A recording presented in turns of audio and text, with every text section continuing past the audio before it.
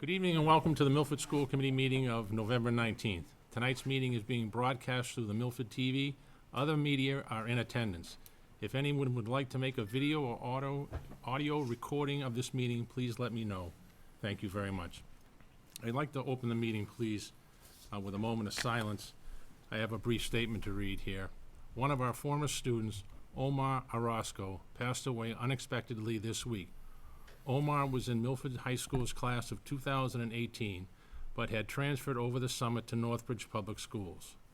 We grieve the loss of Omar, and we are very sensitive to the effect that this has on our students and our faculty. I'd like to ask you to join me in a moment of silence.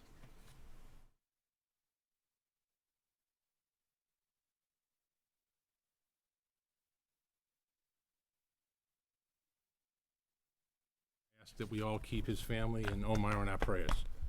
Thank you very much. And with that, Mr. Superintendent? Good evening, Mr. Chairman, members of the committee. I have a couple of students that I'd like to recognize this evening, but before I call them forward, just as an announcement this evening, I'd be remiss if I didn't acknowledge the fact that, as the committee well knows and the public now knows, that I've been selected as a finalist in the town of Weston for position of superintendent of schools. I just wanted to acknowledge that this evening. I know people may be watching with interest about the process. I don't have any formal announcement to make about that selection process this evening, just to say that when the opportunity presented itself, a recruiting firm, Hazard Young Atea and Associates, when the opportunity presented itself as a professional growth opportunity for me, I decided to put in for that position, and have since become then a semifinalist and ultimately a finalist, one of two. And there was supposed to have been a decision tomorrow. That's since been put off to Monday at the regular school committee meeting in Weston, so there won't be a decision until Monday evening next week. So I just wanted to keep the committee informed and the general public informed, and just to acknowledge that this evening. Okay. Thank you very much. And now, if I could call forward two members, not two members, but two students at the high school I went to call forward. I have an opportunity. You girls, if you just come up to the table here while I'm making a way of introduction.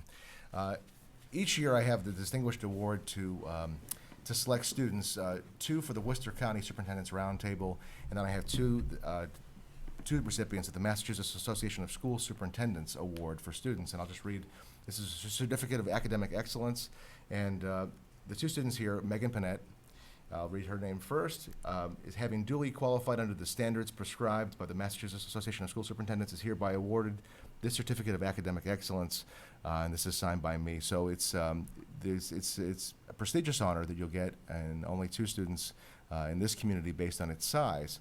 So Megan Panett and also Karina Thompson reads the same way, and I have that for you. We also have a couple little cups for you as well. So if you come up and hand these to you, then I would also ask, or I can actually come over to you girls. And if you can just share a couple of reflections on your years. I've known Megan since her time at Memorial School. And Karina, I've had a chance to get to know from your work in China and having gone through that experience. So congratulations to both of you. And the committee may certainly want to make some comments as well. But if you'd like to maybe just share a couple of experiences of your school experience. We always enjoy hearing from students about their school experiences and things that the committee might benefit from hearing as well about. And just so you know, the criteria was that I looked at was not only your high performance, academic performance, but also those other qualities that you girls have that just shine through in so many different ways in the years that I've known you. So maybe just Megan, I'll look to you first. Okay. I've known you longer since you were in the schools of Memorial, in the hallways of Memorial School. Maybe just share a couple of reflections, if you don't mind, with the school committee. Introduce yourself. Okay, so I'm a senior at Milford, and I've been in the public schools since preschool, and I'm involved in National Art Honor Society, National Honor Society, and Tri-M Honor Society, and it's like they're all very inclusive clubs, and I really enjoyed being in them, and Milford has just been a great experience, and I really enjoyed my time in the schools. Excellent. Karina? Well, my name is Karina Thompson. I'm also a senior. And yeah, Milford has given me a lot of opportunities like in extracurriculars, such as like sports and national art and national honor that have like, I think improved myself, like who I am as a person. And also given me opportunities like going to China that have really like broadened my scope of the world, and I think that Milford just has like great opportunities for all its students. Excellent. If any members have any comments or questions for these girls, but they really have stood out as distinguished students among Scott? among the class. So first of all, thank you so much for coming, and congratulations to both of you ladies, and certainly to hear about the accomplishments that you've had. It's always wonderful to see students like yourselves and the recognition that you clearly so richly deserve. So certainly congratulations. I'd love to hear, I mean, we're starting to get into prime college application time. How's that process going? And any advice that you'd have for some of your underclassmen as they're coming forward if they're looking to follow in your footsteps? Well, my biggest advice for underclassmen is start as soon as possible, because you don't want to be overwhelmed getting into your senior year, taking harder classes and just like doing all this stuff, wanting to hang out with your friends and being in extracurriculars. It can get to be a lot, so like start junior year, sophomore year looking at colleges. And I actually just applied to my first college today, so it's very exciting, and it's a big weight off my shoulders having at least one under my belt. Yeah, I would say good time management. Learn learn early. That's good. That goes for That's adults good. too. Yeah. That's good advice for the rest of your life, actually. Yeah. That's great. And yeah, I just applied like a couple weeks ago, and I'm hoping to hear back soon. So That's great. yeah. Congratulations. Thanks. Any other member? Well, congratulations and thank you both for coming in. We wish you the best. Thank you so Thank you. much. Thank you. Congratulations, girls. Congratulations. Thank you. Keep up the good work. Mr. Chairman, I have one piece of correspondence as well, Sure. unless there's any members have announcements first. I have one piece of correspondence from Town Administrator Rick Villani. This is concerning the Woodland Elementary School inventory of furniture and equipment, the surplus. We had, just to circle back to that, on November 17th, I received a memo basically stating that their meeting on November 16th, the Board of Selectmen unanimously voted to grant the request to declare all the furniture and equipment listed in the inventory submitted to the board as surplus property. So we do have that, that vote on record now from the Board of Selectmen. Okay. And if we could back up for the approval of minutes, has everybody had the opportunity to read the minutes? Any discussion? Motion from Joe, second from Jen, all in favor? One abstention, Patrick was, and two, I'm sorry, Patrick and Scott, yes. Okay, and we'll go back into announcements, correspondence, and distributions. Anybody have any announcements, correspondence? Joe? Just have one. At your desk, I left some material that I collected from the joint conference that Bob, Kevin, and I attended last week. Just some handouts that I gathered from some of the sessions I attended. There's a lot more information available on the MASC website, so if you want to see copies of some of the presentations or some of the other handouts from the sessions that I wasn't able to attend, you can pull that down from the website. But there's one document in particular in there that if you have a chance to read through, I definitely encourage you to, and that's the findings from the Foundational Budget Review Commission and some of the recommendations that they have in order to improve the foundational budget and the Chapter 70 funding. So if you have a chance, read through that, and maybe we can add that as a future agenda item at some point. Any other member? I just got one other thing. I want to just give a shout out to the athletic director, Peter. I think it was Tuesday or Wednesday. They had a bunch of the students read a bunch of books to the kids at the school at Woodland, and I happened to attend it, and it was a great turnout. Kids loved it. They all got to read, and they all had little autograph books where they would have the kids that were reading the books sign autographs. I thought that was great, and the kids absolutely loved it. And while the parents were in the gym, some of the gym teachers were explaining what they do throughout the course of the kids and teaching everything, and the jump ropes, and it was a great night. And I think Peter did a great job with the students and the kids. And I just wanted to let everyone know that Peter did a great job. Thank you. Yeah, I think if I could just add to that, I think that's the second year that they've done that. Right. And the feedback that they've gotten from both the younger kids and the older kids has been extremely positive. The younger kids obviously look up to some of the kids in the high school. And from the kids in the high school's perspective, they really enjoyed going down and interacting with the younger kids. And Right. And what they it's a great did too, experience. after they were done reading, they had the high school kids come into the gym and do like a slam dunk competition / shootout, and they were all cheering it. It was crazy. It was absolutely, and they all loved it. I thought it was great. That's great. Did a That's really awesome. good job. Yeah, fantastic. Any other member? Next agenda item, invitation to speak. Is anybody here, invitation to speak? Seeing nobody, the next agenda item is the Milford High School liaison to the school committee.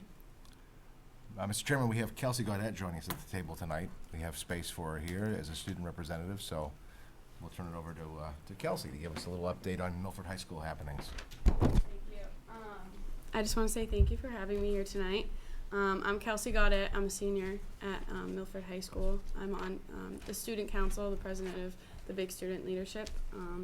So this past weekend, we had the cheerleaders at regionals on Sunday, November 15th. They came in second out of 6 teams in the co-ed small division. And this weekend, we have on Sunday, November 22nd, the girls will be competing against 9 other teams in the co-ed small division for their state championship at Algonquin High School at 10:30 a.m. So that's exciting. I'm a cheerleader, so I'm excited for that. Come and support. Just a little. Yeah. And the theater group has the play coming up, The Christmas Carol, which is playing this weekend at the high school. It's this Friday at 7 p.m. and Saturday at 7 p.m. and Sunday at 2 p.m. I'll be there. Yeah, me too. For all of them? Oh, yeah. It's $5 for students and $10 for adults. And this past week on Tuesday, we had Step Up Day for the 8th graders. Peer mentoring and Ms. Bannock worked hand in hand to do this. I was a peer mentor, so I got first-hand experience with this. It was a lot of fun. I absolutely loved it. The 8th graders arrived by their homeroom, and they went into the auditorium and they watched the lip dub from last year. They all loved it. They thought it was hysterical. And then we all separated and went on different tours throughout the school. We went to the different departments, the science wing, we went to the history department, and we just stepped in the classrooms and they standed in the back and they listened in on like a class and what an everyday life for a high schooler would be, and they really enjoyed it. And then after that, we went back into the auditorium and Ms. Bannock spoke to them, and it was a really nice day, and they watched the Joe B Band, they saw the robots, they saw drones, they saw this crime investigation class with Miss Savon, so it looked like they really enjoyed themselves. And then the other night, on Tuesday, we had the literacy night for the elementary students, which I also attended. It was the winter sports captains at Woodland Elementary School, and we read the picture books to the students, and personally that experience was really, really wide-opening, and I really loved it. The students I read them the Wilma Unlimited, and they loved it. It was about this track star that hurt herself, and she came back. And these kids are so incredibly smart. They knew words that I didn't even know existed when I was their age. They used like segregation. They used all these different terms, and the teacher there helped out and kind of led the activities too. And it was a really good experience for me, and the kids loved it. The shootout was great. I lost, sadly, but it was a good, fun time. Not that good at basketball, but it was a fun time. The kids loved it. They came over, running over, trying to play basketball with us. They loved having all the autographs. I felt like a superstar. I started trying to autograph them. I tried to work on my autograph signature, but they loved it. And then a couple weekends ago, we had the sophomore ring dance. That was last Friday on the 6th. The student council hired a DJ, and I've heard great reviews back from the sophomore class, how much fun they had. They did it a little differently than we usually do. They went a little more out there, and they had like this huge background for a photo booth, and kids said they had a blast. So I think the freshmen are really trying to do one over the next year and try to be better. And then we had a vertical concert for 5th grade through 12th grade on November 4th. Chamber choir sang Can't Help Falling in Love by Elvis Presley, and the concert choir sang Bona Sa'aba, an African folk song. And I heard great reviews about that. Both parents and students attended, and I heard it was very nice. And that's all we got for Milford High School. Very nice. I'll open it up to members. Any member have any comments? Just, thank you so much for coming and joining us, and thanks for all the updates. Lots of stuff going on around all the schools, which is good. Certainly wish you and your fellow teammates the best of luck at States this weekend. I know you guys have been working really, really hard. I had an opportunity to go and watch you guys compete in your last competition, and it is, if you've not had a chance to see the Milford High varsity cheerleaders compete, it is unbelievable the amount of work that these girls put in. Excuse me, girls and boy put in, because you're a co-ed team now, right? Oh yeah.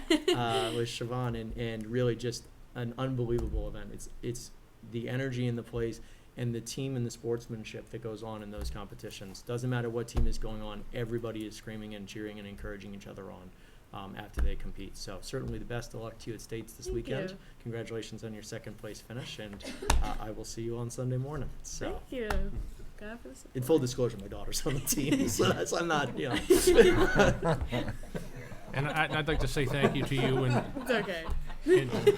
and to your upperclassmen for being real leaders. You know, it means a lot to the underclassmen to have somebody to look to. You know, the anxiety level must be pretty high when they're sitting in that auditorium, so to Oh yeah. have an upperclassman, you know, take the hand and have the time to talk to them, you know, that's great. That's I know real personally, leadership, yeah. so. When I came up for, because when I had my peer mentors, seeing them and seeing the seniors, it was really, I like seeing them and seeing how they change throughout the year. So I think getting involved in that is something that everyone should do. That's great. Thank you very, very much. Thank you. for having me. Thanks, All Kelsey. right. Thank you. Nice to have you. Next agenda item, the English language learners enrollment year-over-year update. Mr. Chairman, this is at the request of the school committee to have an update on the ELL program. And so Jen Lancaster's back here again to give us an update on A the program. yearly visit. Yes. How are you, Jen? Great, how are you? Just give me 1 second to set this up for. While he's doing that, I just wanted, another distribution, this is the Hospitality and Tourism Management Program newsletter. I meant to have this at your places when the meeting started.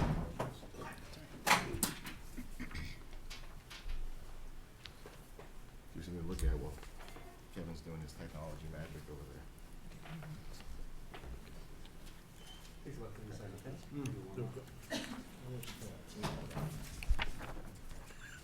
With each one myself.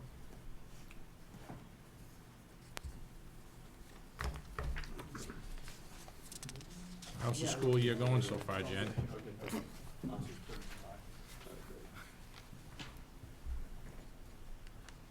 Jen. I said, how's the school year going so far? Busy, Yeah? yes, very busy. I feel like every year it's busier. Getting busier. Yes.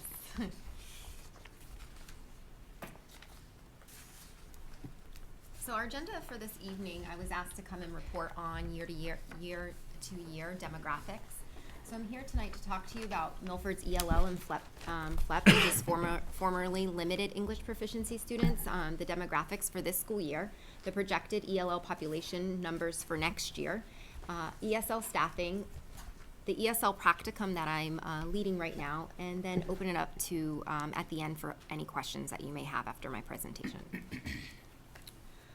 So looking over the past 11 school years now, we're looking at 11.84% of our K-12 population are English language learners.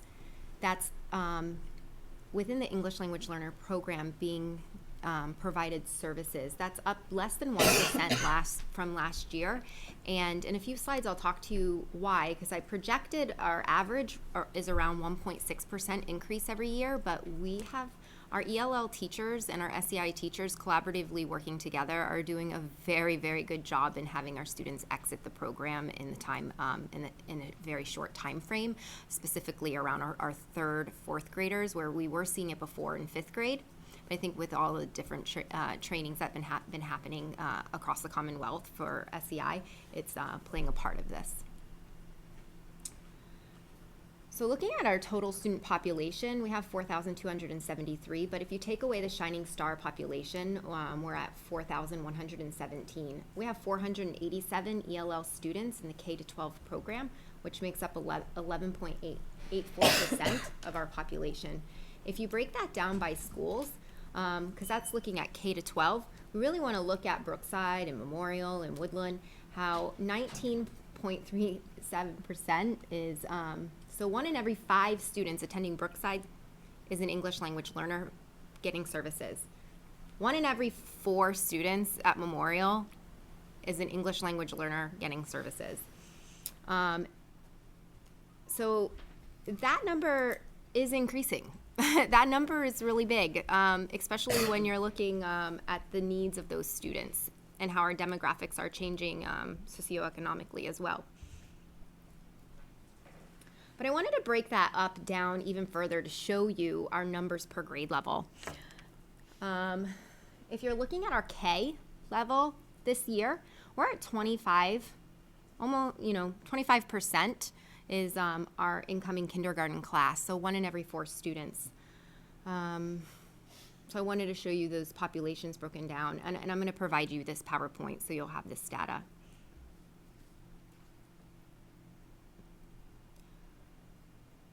What's the bigger picture, though, is those are the students who are currently in the English language learning program. Our teachers are required to not only service the students in the English language learning program, but also to monitor students who were just exited to make sure that they're being successful as they're mainstreamed into the general education core content classes. So if you add that first column of our ELL students from the previous slides, plus our FLEP students at each grade level, and you can see at Stacy we have plus 65, where most of them are exiting. You look at those populations, it changes it a little bit of how many students are actually being serviced.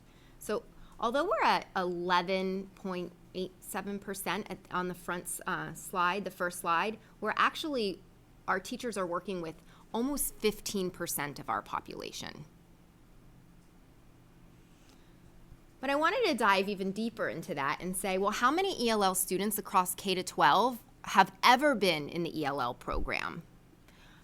So looking at K-12 population, 20%, 1 in every 5 students from K-12 have been in the ELL program, being provided services at some point.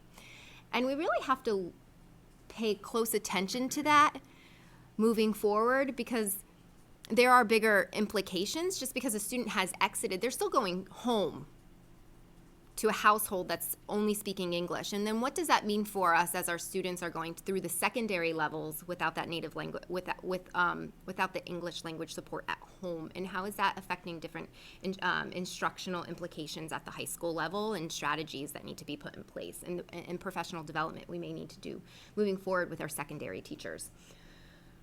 So let's look at our home languages and what that means.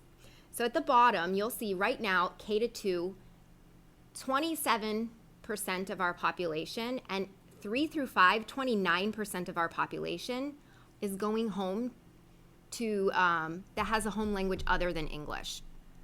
So obviously they've either been exited or they're simultaneously bilingual and they never were provided services because their English was fluent enough while they're also speaking another language fluently. These are really big changing demographics for our district. You can go. Thanks, Kevin. I wanted to break it down by languages for you so you could look and see, well, where are our ELL students and our FLEP students for their first year around language? And this year, K-12, we're looking at equitable across Spanish and Portuguese, and then Arabic coming in third, and then our minority languages. But this is a big eye-opener. So out of all of our English language learners and FLEP population, 310 of those students are born in the United States. So we're looking at our students coming into our students who are 5 years old coming into kindergarten, which is the most of our population moving up through our school district, are born in Massachusetts or within the United States. The countries below that are students who are usually coming in 4th grade and above. We see very few students coming in at the K1 to grade 3 level. The numbers are small, like outliers. When you look at immigrant families coming in, it's usually looking at 4th grade and higher. So those are those countries. With an average of like a 1.6% increase, I was looking at our projected numbers next year being at 557 students. And this is where I'm thinking that there will be an increase at Brookside and consistent at Memorial. This year, Brookside had a very large increase in their kindergarten class. For which reason, I never know why. But Memorial has been consistent across through the past 3 years. So I'm going to say that it's going to be consistent again this year, just from previous data. So these are our numbers and our increase. You may go. Yeah, thank you. So last year I presented this same slide to you and how our population has increased, the blue bar graphs, and how our direct ELL service had actually decreased in 2010 to budget cuts, but then stayed stagnant even with our major increases. This year, we have started the school year with 3 additional ELL staff members, and that has helped substantially. So one of the things that I was trying to do, and is one of my goals for my evaluation this year, is how can we create a more inclusive environment for our English language learners, and that we can solve budgetarily in-house. So I had talked with Bob and Kevin and said, I'm going to research what it takes for a current teacher on a professional status to move forward with their ESL licensure, and what would that take? What that would take is a 150-hour practicum, guided by someone who has their master's in ESL, which I do, guide them through 150-hour courses in observation and teaching practicum and lesson guidance. And then they have to pass the ESL MTEL. So what I'm doing right now is I offered this out just to K4 teachers because that's where we can do a dual certified class. Once you get into the middle school, secondary level, they're core content based, and the dual licensure would benefit our students, but at this point, I just wanted to focus on K4 because that's where we could minimize extra staff by including them dual enrollment teachers. Dually certified teachers, sorry. So when I offered this email out to pre-K to grade 4 teachers, never in my mind did I think that 21 teachers would sign up to volunteer their time outside of contractual hours to meet every Wednesday from 3:45 to 5:45. So, and then in addition to that, sometimes giving up their preps to do observations, and get hours inside the building. So right now, we're halfway through our classes. I hope we will finish our last Wednesday before February vacation. When we come back from February vacation, there will be a 4-week intense just MTEL prep piece of it. And so by the end of this school year, if all of the teachers in the cohort pass their ESL MTEL, we will move forward next year with 21 dually certified elementary school teachers. Which I'm really happy and proud of because this speaks to our SEI's teachers' passion to best serve our changing demographics. And this isn't just these are not ESL teachers. They will be, but this is teachers who just said, they're in my classroom. I want to best service them. And I think we really need to be proud of our SEI teachers. And if I can say one thing about this program has exceeded our wildest expectations in terms of the just sheer participation numbers, but also the enthusiasm of the participants. It just speaks to the educators that we have in the Milford Public Schools. It's fantastic. Thank you. So I wanted to leave some time for you to ask me any questions that you may have about our demographics, our population changes in the past couple years. And up to the board, any board members? I got a couple questions. Sure. Thanks so much for coming in, and this is something that I know there's certainly been a lot of passion around the board and over the last several years around, and thank you for putting this together. So a couple of questions that I had for you. So you mentioned that that the population did not grow as much this year as it did last year. Do you have just so that we can kind of get a sense of is it or as much as you were expecting, right? So do you have a sense of what may have driven that? Is it just sort of just changes from year to year and just normal fluctuation?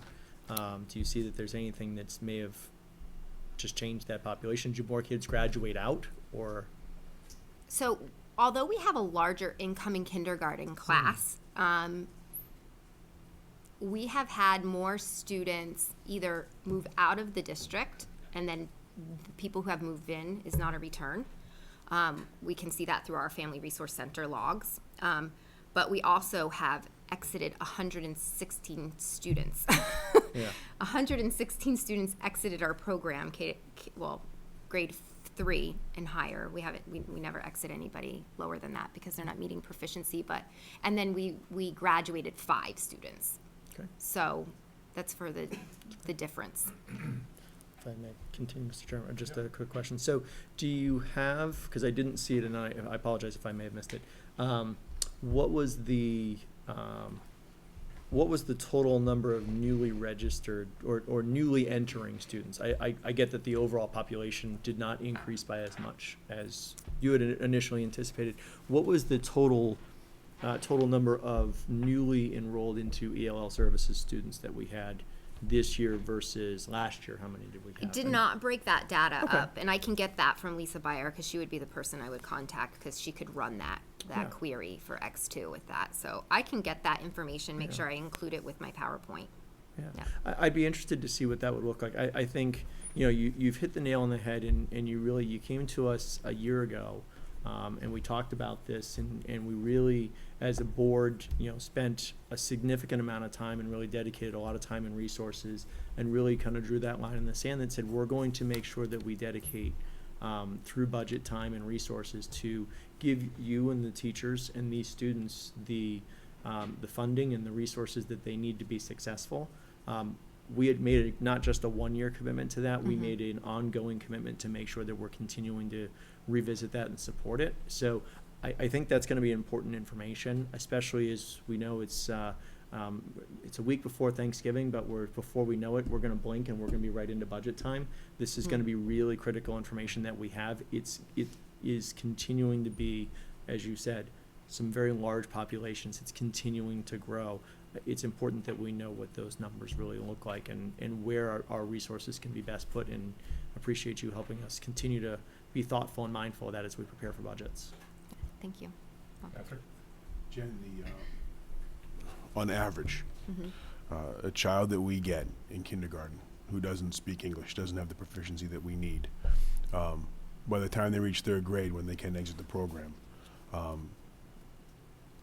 on average, or, excuse me, is that normally an adequate amount of time to get a child who cannot speak English in kindergarten and have them at the point where they can exit the program by 3rd grade? So if is there a percentage you can put on that? Like,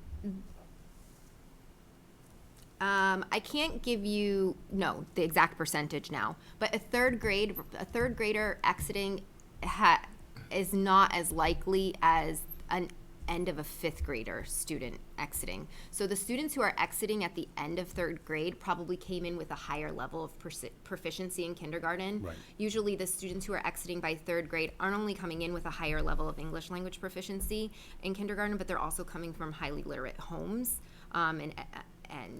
So there's differences in the backgrounds of students. So obviously our students who are coming from non-literate homes, who have not attended preschool, who are low socioeconomic on free or reduced lunch, those students you're seeing 5th, 6th grade. so what I'd like to get to is to try and put some numbers around how quickly we can take a child that is not proficient in English when we get them in kindergarten and make them proficient in English, so they're in the classroom with any other kid who came into the district speaking English. I'd be interested to know that, and I certainly wouldn't expect you to have that number today. But if you could do some research into that and get some answers back, I'd greatly appreciate it. Yep, absolutely. Any other member? Jen? Jen, thank you, first of all. Yeah. I was just wondering, out of the 21 teachers who are in the course with you, have any of them taken that mandated retail course? It was or- one of my requirements. So they had to have taken Every retail. single teacher in there Okay. has taken retail because I wanted to build upon what they had already learned. Okay, So they've already done their Okay. 3-credit graduate course through retail. okay. And they've had that baseline of knowledge, and then I can build upon that. So that even, at first, I was just so impressed by hearing 21 teachers wanting to take it, and my initial thought was maybe they took it as a way of avoiding taking the retail, because that's not really a favorite class. On the part of a lot of teachers, it's been daunting, and there's been challenges with the way it's been rolled out in some cases, but to see 21 teachers wanting to come and expand that knowledge, I think that's a huge credit to you and the program that they want to build on what that they've already really been through a rigorous program. And to really want to bring that back to their classrooms and expand it that's such a huge testament to our teachers and to the work you do with them. So thank you. Thank you very much. Yeah, I'm in awe with them, like I spent yesterday with them and Wednesday, and the questions that they're posing and the things that they're bringing up, the information that they're bringing up, and questioning, and how do you differentiate for an ELL and a learning disability, and let's have these conversations, and how do we best service, how do we engage families? Those are all the conversations we're having, and then going back into the school and applying them right away. So Well, I'm already seeing, they're not even ESL teachers yet, and I'm already seeing the change in their questioning and their thinking and in their instructional practice. Well, and I think it's also important to note that their confidence that's going to be growing because of this, it's going to benefit all of the kids. The strategies they're using can be used with lots of kids for lots of different reasons, and to have the teachers being that much more proficient and knowing exactly how to handle some of the different needs in the classroom, it's just going to help us keep the momentum in the classroom for all students. So thank you. Yeah, thank you. And I just want to echo Jen too. I mean, 1 out of 4 students, you said at Memorial, and 21 teachers voluntarily stepped up to meet that demand. I mean, that's impressive. I mean, when I saw that number, I'm sure I was just as shocked as you were, but I think that's great. These teachers are giving it their all to help out kids that don't speak English. It's kudos to them, honestly, Yeah. and to you too, obviously. Thank you. Right. Joe? And I just want to add to what Jen and Joey have been saying. Just a quick question first. That ESL practicum that you're hosting here in the district, is that unique to this district, or are other districts doing the same thing? I think that's unique to this district. Yeah. And that's really a testament to you and how fortunate we are to have someone like you working in this district to be able to host that type of practicum. And the fact that we have so many kids that are exiting the program just shows how strong the program is that you've put in place and how strong the staff is. And I know that last year you came to us with some requests for funding, and we were phasing that in, and we were able to add some teachers last year and add some curriculum material, and I know this year we're going to be moving forward with phase 2 of that. The funding portion of it obviously is important and something that we're very focused on. One of the things that you'll find when you go through the foundation budget review is one of their recommendations is to adjust the funding for the ELL students. So historically, the way the formula worked is that it assumed that the older the kid was, the less services they needed, and so they got less money if they were in high school, which, as you know, made absolutely no sense. It's the opposite. So one of the proposals is to use the middle school rate, which I think is a little over $2,300 per student, and that would be the flat rate across the board, regardless of what grade level you're in. But obviously that's going to require legislative approval, and that's where we need to step in and really start to advocate for some of these things. So That would thanks be for helpful. all your work. Thank you. I just want to comment, thank you for your program, because one of the things that we hear all the time in the community is the teachers that are teaching ELL, bad choice of words, but overburdened, and to come up with a program like this, to solve it, great job. Really, they must be, again, to have 21 teachers out of contractual agreements, take the time to sit and learn it's quite a testament to the Milford Public Schools and to your program. So thank you so much for everything you do. Thank you for having me here this evening. Yeah. Great job, Jen. We're here if you ever need us. I'm sorry? I said, we're here if you ever need us. Oh. What did we say? Budget's in 2 weeks? I'll see you then. Thank you. 45 days, Jen. Thank you, Jen. Thanks, Jen. Okay, next agenda item is the second reading of the revision section of Policy B. Joe? All right. So I don't know how we're going to get through this in 10 minutes. We may take a little bit more time than that for this 10 section. minutes. But so as we talked about at the last meeting, the policy subcommittee spent some time reviewing Section B of the policy manual, and we focused on Section B for two reasons. One, as you went through, you probably noticed that a lot of these policies are dated, back in the 70s, and so we wanted to just read through them and make sure that the policy is still relevant and they make any updates that needed to be updated. The second reason that we decided to go through this section was that the section focused specifically on school committee governance and operations. And so we felt it'd be a good exercise to go through this.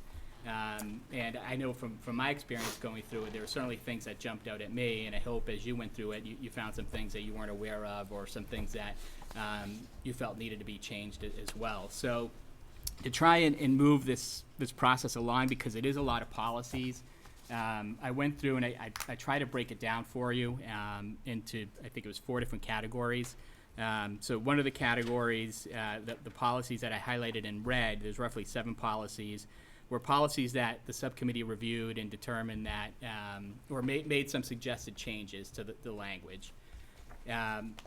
There were an additional 11 policies in blue where the policy subcommittee reviewed them and determined that the MASC template language was more suitable. It was clearer than the policy we had in place. It was more aligned with what we were actually doing in practice. And then there's about 13 policies that I highlighted in green that the subcommittee reviewed, and we felt that there really weren't any changes that were necessary. The policies were still relevant and still applicable to what we do on a daily basis. And then there were 4 policies in black that the subcommittee needed to go back and review and have some additional conversations on. So what I thought we would do is maybe start with the policies in red, because I think those are the policies that might have the most discussion. And there were 7 policies beginning with, I'm just going to pull up the document here. Does anybody have these in their packet? I don't have it in my packet. So Sent out I by sent you, I think. yeah, I sent out a separate email Right, but I don't on, have that in front of me. All I have is my packet. you don't have, okay. It's not me in the see. Dropbox. Please put that in the Dropbox in the meanwhile. Can you share that one? I don't think you don't have a Wi-Fi connection on the iPad, right? I don't know. I'll try to put it in the Dropbox. I have your email. I can, while you're going through that, I have the hard copy they can look at for now. Okay, And I'll just see if I can pull it up and put it in the Dropbox. okay. Yeah, I did not receive it either. I actually sent an email to Melissa just so I made sure, and she actually emailed it. Patrick, if you can get into your email, I can, or anybody can get into their emails on their I'm email. trying right now. I can actually forward it directly to you guys because I'd had Melissa actually send a separate package directly to me via email. And so. Joe, you sent it out as well, too, I I thought. did, Right. yeah, Yeah, to everybody. I actually didn't see yours because I keep them all in a file. For some reason yours must not have come through. Melissa's did come Yeah. through, but I think she actually may have just forwarded yours, but it didn't. Okay. Whatever. So Patrick, if you want me to forward that to you, I can do that. Jen, do you need it? And Joey, do you need, does anybody else? I have it. John, I you have got it. it? I got it right here. You got it? Okay. I'll forward it. I have it here, too. So if you guys haven't received it, you obviously haven't had a chance to look Jen, at the you said you do policies either, correct? I can't even put my email. I've looked through them, Okay. Joe, when you sent them the other day. Melissa had sent him a couple weeks ago for the previous meeting. Yeah. Yeah. I just So forwarded it. I've reviewed them, I've looked through them too, so Yep.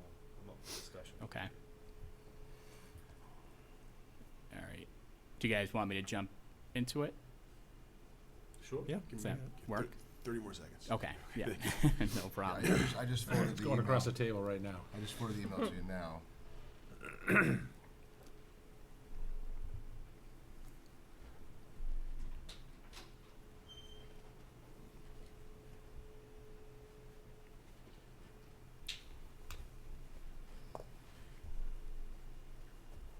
All right, good to go. All right.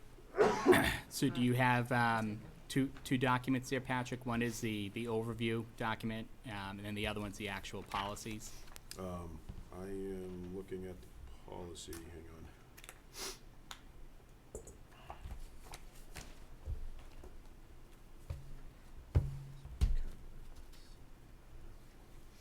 Yeah, so I have the overview in hard copy, so we're good to go. Okay. All right. Perfect.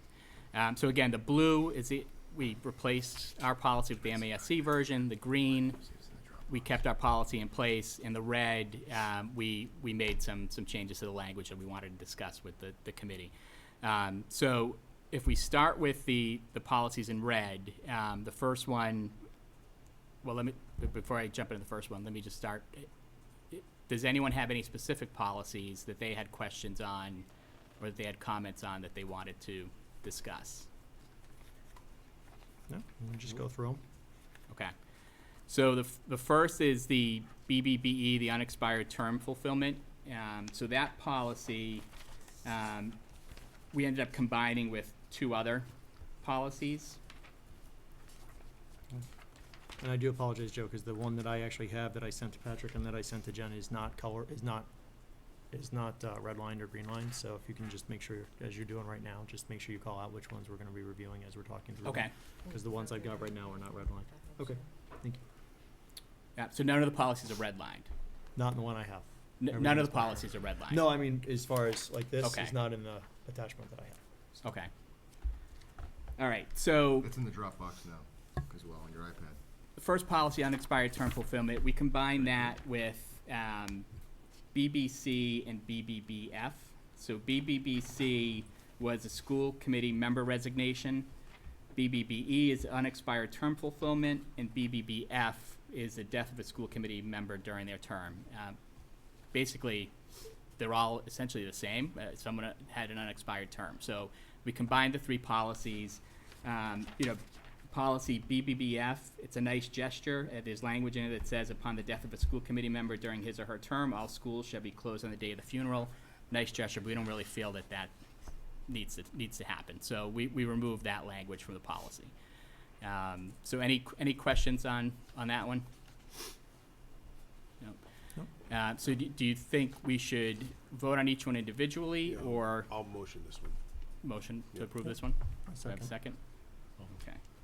Any more discussion? All in favor?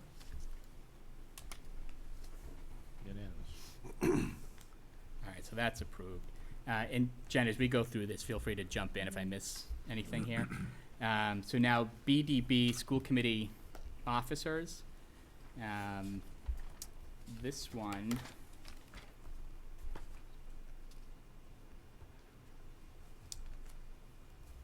we did change some of the language here.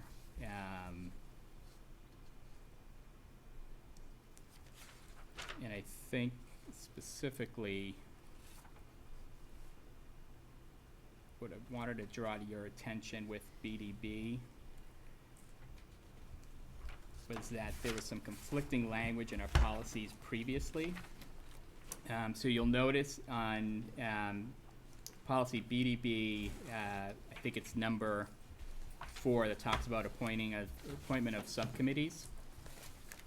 And it says appoint subcommittees subject to committee approval. If you were to look at policy BDE, there's language that contradicts that, that basically says subcommittees of the school committee may be established by the chairman at his or her discretion. So one says the chair makes an appointment subject to committee approval. The other one says the chair has full discretion. When we looked at the MASC versions of these policies, but the MASC versions all use the same language that's in BDE, which says that the chairman makes the appointment subject to committee approval. So we incorporated that language into our version as well. So what does that mean exactly, subject to committee approval? Excuse me. I mean, how would that work? So I think, so let's We're gonna say vote on subcommittees? someone wants to establish a subcommittee.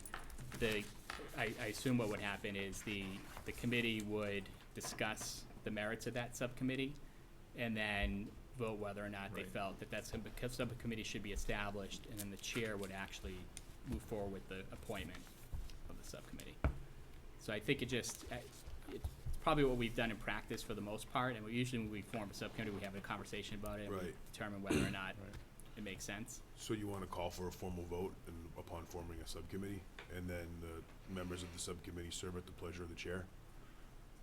I just think if we're gonna change it, we should make it precise, you know what I mean? Like, if we're gonna, That's how it should be.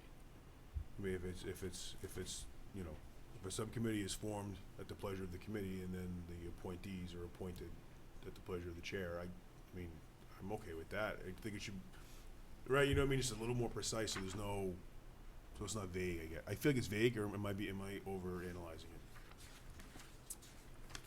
Just read it No, I back. think it sounds about right. Yeah, I think we're saying the same things. Right. Yeah. Yeah, I think just cleaning up the language a little bit, just so it is, So it's saying that it's serving at the pleasure of the chair, right? And it's obviously, are we gonna put in there the formality of that it is, are we gonna take motions and seconds and votes? And are we actually going to vote to form a subcommittee? And then are we also going to vote to appoint, is the chair, are we then saying that the chairman it is at the will of the chairman to select who will be appointed to it? Or is it going to be voted on? So as an example, I wanna form the, red carpet, Mike decides he wants to form the red carpet committee. Mhm. We then take a motion, have a discussion, take a motion, take a second, we all vote to form the red carpet committee. Does the chairman then select the members of that committee, or is that also gonna be motion, second, and voted as it goes through? Cause that's Yeah. the piece that's unclear to me as it's kind of Yeah, being and read right that'll now. open it up to discussion, if someone has an opinion, a strong opinion one way or another. I think from my perspective, the committee would vote on whether or not to move forward with the subcommittee, and then the chair would make his appointments. And usually when the chair makes appointments, they open it up to the committee and ask for volunteers Yeah, anyway. yeah. So I think we give a little flexibility there, but that's just my opinion. John? If I may, I would just take it as, if it were subject to a vote, that's along the lines with all the rest of the motions. It seems to me almost as if it would be, what Joe said has been the practice, almost unless there's an objection, is how I would, that's what I take from reading the phrasing right now. I don't know if that's what we, whether or not we want it to mean I that, just, but that's what I take from that. Otherwise, it would be a traditional. no, and I guess the way I kind of look at it is it's not a problem until it's a problem, right? So as long as everyone's like-minded and thinking that way, then that's easy enough. I obviously, as you pointed out, Joe, some of these policies have been around for an awfully long time. They don't get revisited all that often. And I'm just thinking, we're looking to possibly amend a policy that's not going to just influence the 7 members that are sitting around this table this evening. We're also trying to amend a policy that is going to set forth what our guidelines are for future boards, of which some or all of these members may not be present. I mean, it's been my experience, the practice always was that there was a committee formed, it was voted by the school committee, and then the chairman, in most cases, it was all volunteer. People raised their hand and said, okay, Pat, great, you're gonna volunteer for that. But the chairman is the person that picked who was gonna be on the subcommittee. But it was initially voted in by the committee. So would it just be more clear if we took number 1 and had it state the subcommittee will be established through a vote of the committee, and then the rest of it would fall into place? So if we voted on whether or not a committee would be established, then number 2 goes directly into the chairperson would appoint subcommittee members. Is that the clarity that you were looking for? Well, I personally have no problem if the chair continues to just form and appoint subcommittees. I have no problem with that if we continue the way. I think. But I also have no problem with what I don't want. Let me say what I don't want. What I don't want is I don't want to have to vote every time we appoint someone to a subcommittee, because I think that's Right. No, you That's wouldn't too vote much. to appoint somebody, No, so right. that's the chairman's Right. responsibility. Right. And so if we're gonna add language, we're gonna vote to form, and the way John described it is essentially how the subcommittees have always happened in my mind. Mike decides that he wants to form a graduation ceremony subcommittee, unless somebody says, no, that's dumb, it just gets formed, which is how we've always kinda done it. If we wanna formalize it and say, well, let's just do a vote to form the subcommittee, I mean, I'm okay with that, I don't have a problem with that. I think it's important that we don't vote on individual members being Right, appointed, right. it's too No, much. But we should, I in my agree, opinion. totally. Yeah, so That- keep that first one there, the subcommittee would be established through action of the committee, but then the second line, the committee chairperson will appoint the subcommittee chair and its members. Remove the I think that's okay. substitute rule. Yeah, I'm good with that. But aren't Okay. we actually talking about BDB right now, not BDE? Yeah, well, Or they're are we both, I think they're both Intertwined enough that we intertwined. need to talk about them together? Yeah, because our previous policies had contradictory Yeah, okay. language, so we wanted to clean that up. So can I just clarify, is the direction of take action, is the definition of action take a vote? Does it mean the same thing to this group? I think it's nebulous. That's why we should make it more precise. Okay, well, that's, It's not clear. okay. Right. My opinion would be we should change it to make it a vote. Because otherwise you could have kind of a lone ranger coming in and saying, I Right. wanna form a subcommittee to make sure the teachers are teaching properly. And Right. that isn't our role, and by Right. vote, we could Vote by the clarify committee. that. So change number 1 to the subcommittee will be established through a I'd say a simple majority vote. majority. I mean, I think majority vote's okay, right? Yeah. Like you said, half the people that appointed, they volunteer anyway. Yeah, I've never heard anybody complain about a subcommittee. Trying to. That's the only last Yeah, he would. Well, you're doing a good job. So you're trying to give this one away? Really wish I didn't have an iPad I right didn't now. bite.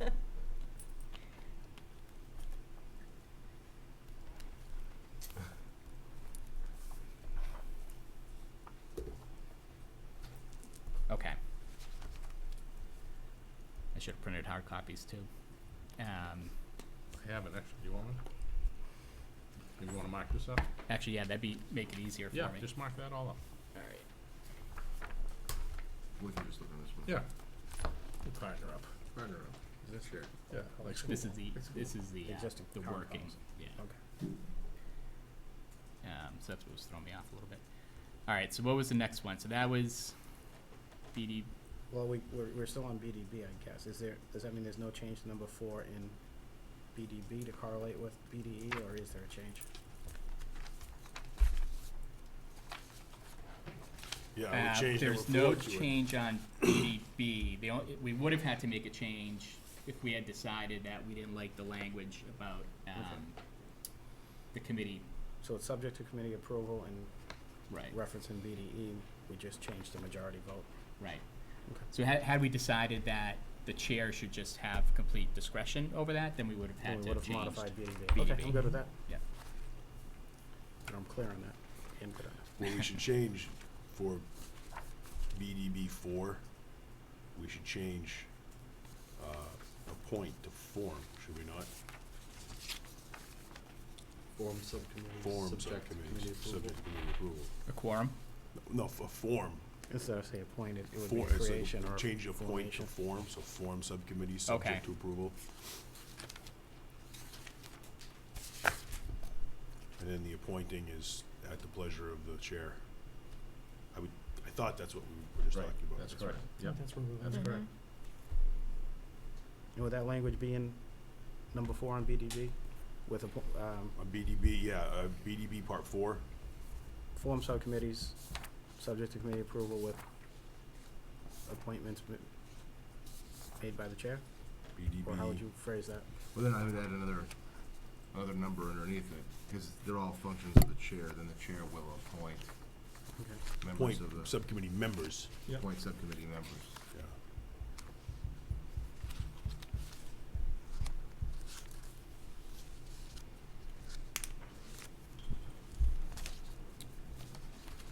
All right. Any other feedback on BDB? Everyone's okay with that one? Well, Do we need a with the motion? changes. So, Do we need a motion on that? no, we don't need it. We'll just go back and next policy meeting, we'll make these changes and then bring it back to the committee. Yeah, we'll probably need a third or fourth reading. Right. Can Absolutely. we have Melissa do like a red line document, you know, like one document in the packet that has all the red lines, just so we're comparing changes to, you know what I mean? Like, Of not, these changes we're making now. they're making now, yeah. Yep. Yeah, that we can. Now, one of the challenges we had before, because these policies were from the 70s, we just had a hard copy. Right. Right, so we were working off the hard copy, we gave it to Melissa and the co-op, and then they they typed everything out all over again.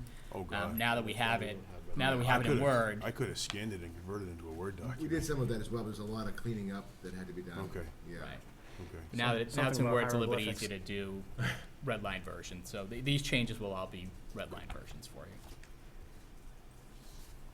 All right, so the next red item was BDC appointed committee officials.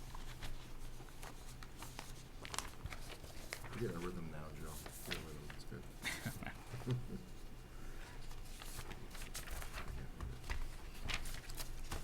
And that, oh, actually, I'm sorry. That one we merged into BDB as well. That was the other change there.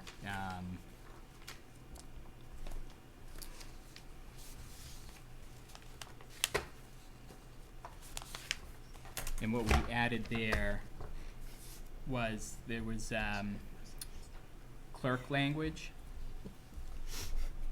that we added, and the old version of the policies did give a description of secretary, vice chair, and chair and their roles and responsibilities, but then BDC took that a step further, so we just merged the two. So we didn't change any of the language, we just combined the two policies. Okay? So again, we need to go back and make some updates to BDB, and then we'll bring that to the next committee meeting. BDFA, school councils. This one, I know, Bob, you had a lot of changes to this policy, right? Do you remember what some of the specific language it was? We had a form, the form was an exhibit, right? You don't have the notes from the This School one plan. changed substantially. I think we added the whole section, beginning with the principal shall, but I think it was a 1, 2, 3, 4th paragraph, My notes say paragraphs 4 through 8. 4 through 8. Those were where we had changes. So that whole section, 4 through 8, is new. Yes, we did this a while back. We'd had a matter of practice where principals would have developed their school improvement plans that were consistent with the district strategic plan. And it really just kind of all the alignment stuff that we've been doing as a matter of practice, but didn't have reflected in the policy. So this now reflects what we've been doing probably since everybody in this committee's been approving school improvement plans. It just wasn't reflected in the policy. So there's nothing that's different here from what we've been doing as a matter of practice for the 9 years that I've been sitting at the table. Right, we just updated the language to reflect what's being done. Right. So I'll make a motion that we accept this policy change on BDFA. Second, Scott. All in favor? All right, so that one's approved. All right, BEDA, notification of school committee meetings. Let's take a look at this one.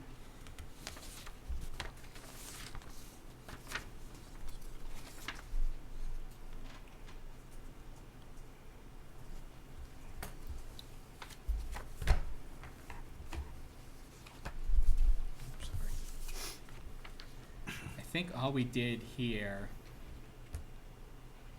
was add that last paragraph about the meeting agendas and where they're gonna be posted, if I remember correctly. Yeah, I used to say it would be delivered. Do you remember they used to be delivered to your houses? Like couriered back before any kind of email and all that, dude. So we've changed this just to modernize the language.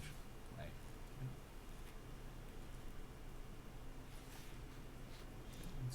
Any comments or feedback on that one? No, I'll make a motion to accept that. Second by Patrick, all in favor? Real quick question. Could it be possible to like post this at the library too? Is that an option? Sure, we could.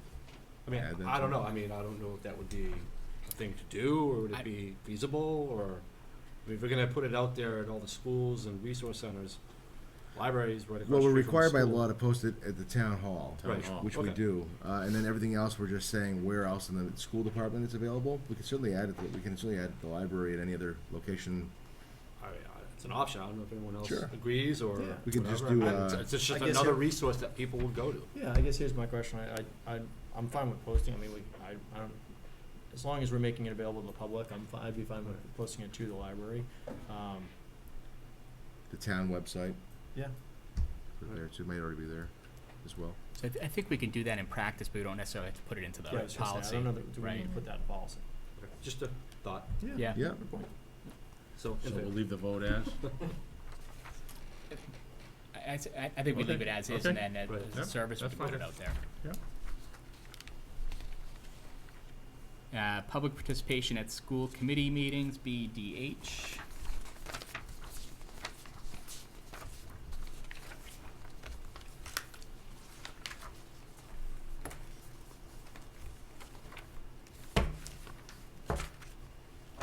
So this one, Actually, I have a comment on this, Joe. yeah, This one was interesting because most school districts allow less time for people to come and speak, and they're less permissive about people to come and bring their opinions to the school committee.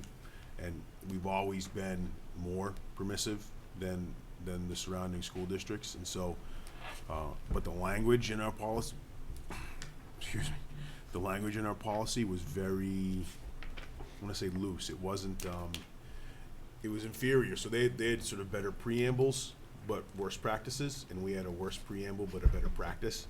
And so we sort of took, the better preambles and morphed them into one that works for us, and then kept all of our best practices. So, as a result,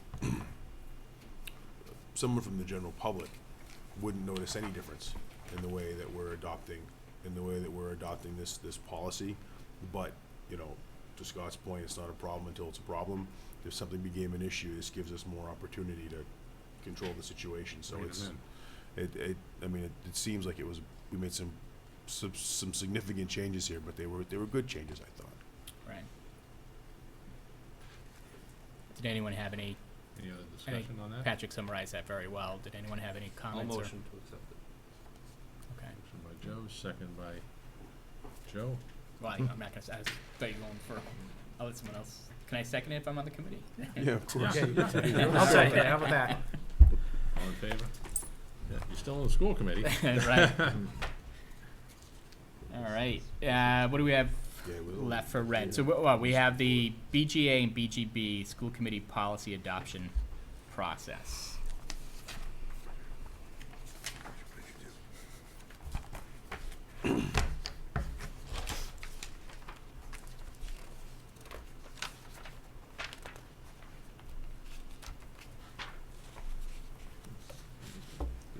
So this one, we combined,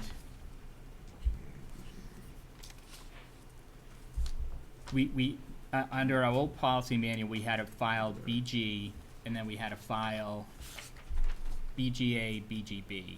So we merged BG into BGA, BGB.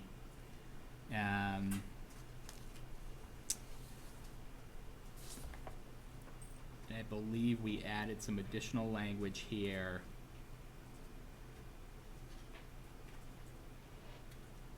Actually, no, that's all we did. We just merged BG into BGA, BGB. We didn't change any language. I think that's right, yeah. So, any comments or feedback on that policy? Have a I'll move to motion? adopt it. Jen, second from John, all in favor?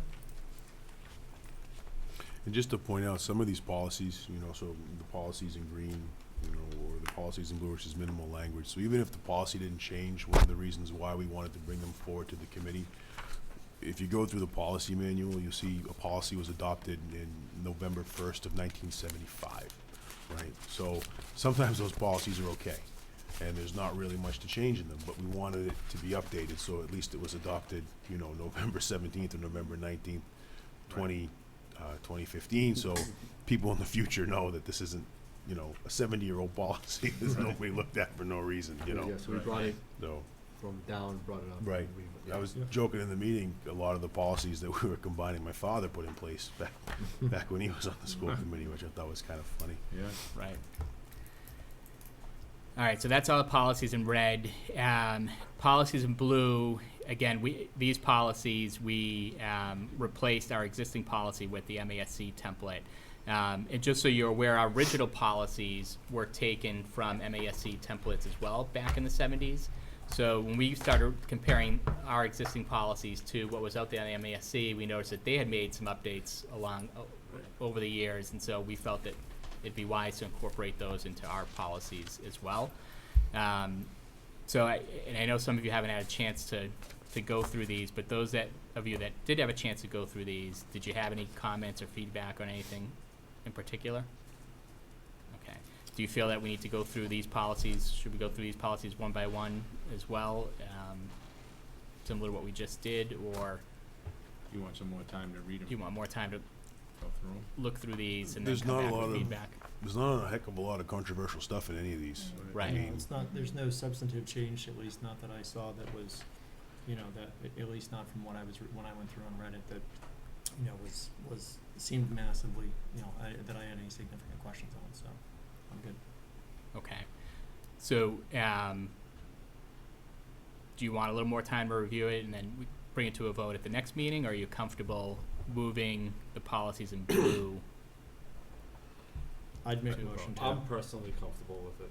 Yeah, I'd make a motion, I'll make a motion. Okay. I'll second it. All in favor? All right, so all those policies in blue are approved, and we're replacing our existing policies with the MESC version. And then green, same deal with the green. To Patrick's point, policies are fine, they're still completely relevant, no changes whatsoever. We just want to make sure that we've reviewed them and that we can put in a date that says it was reviewed sometime in 2015 as opposed to 72. Not 4 years ago. Exactly. Yeah. So for the policies in green, are there any policies in particular that anyone had any questions or concerns on and want to talk about them a little bit more? No. No, the only question, Mr. Chair, if I may, Yes. the only question I guess I had on that was, is that, during the last, I apologize, I was not able to attend the last meeting, I was, attending to a personal matter that I was not able to attend, so, during the last meeting, John, you had brought up that you specifically wanted to, review and address, school committee member ethics, on BCA, so given that we're going through that right now, would it make sense, John, you were the one who put that forth, so interested to, Yeah, absolutely. we want to And, review that and have that conversation now. Yeah, I'd like to take that opportunity, Mr. Chair. Yes, go ahead. I think I did actually misspeak. It wasn't policy BCA, it was policy BDB that I wanted to review, which again, I think is that's one that is a red item. That's actually one of the rereads, but I don't think that the point that I want to discuss is a change.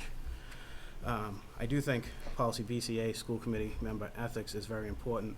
And I do want to point out for anybody listening, this is the title of our policy, distinctly different from state ethics law, drastically different. And I don't think I need to explain it, but this is a policy that just, sets the course of action for our membership.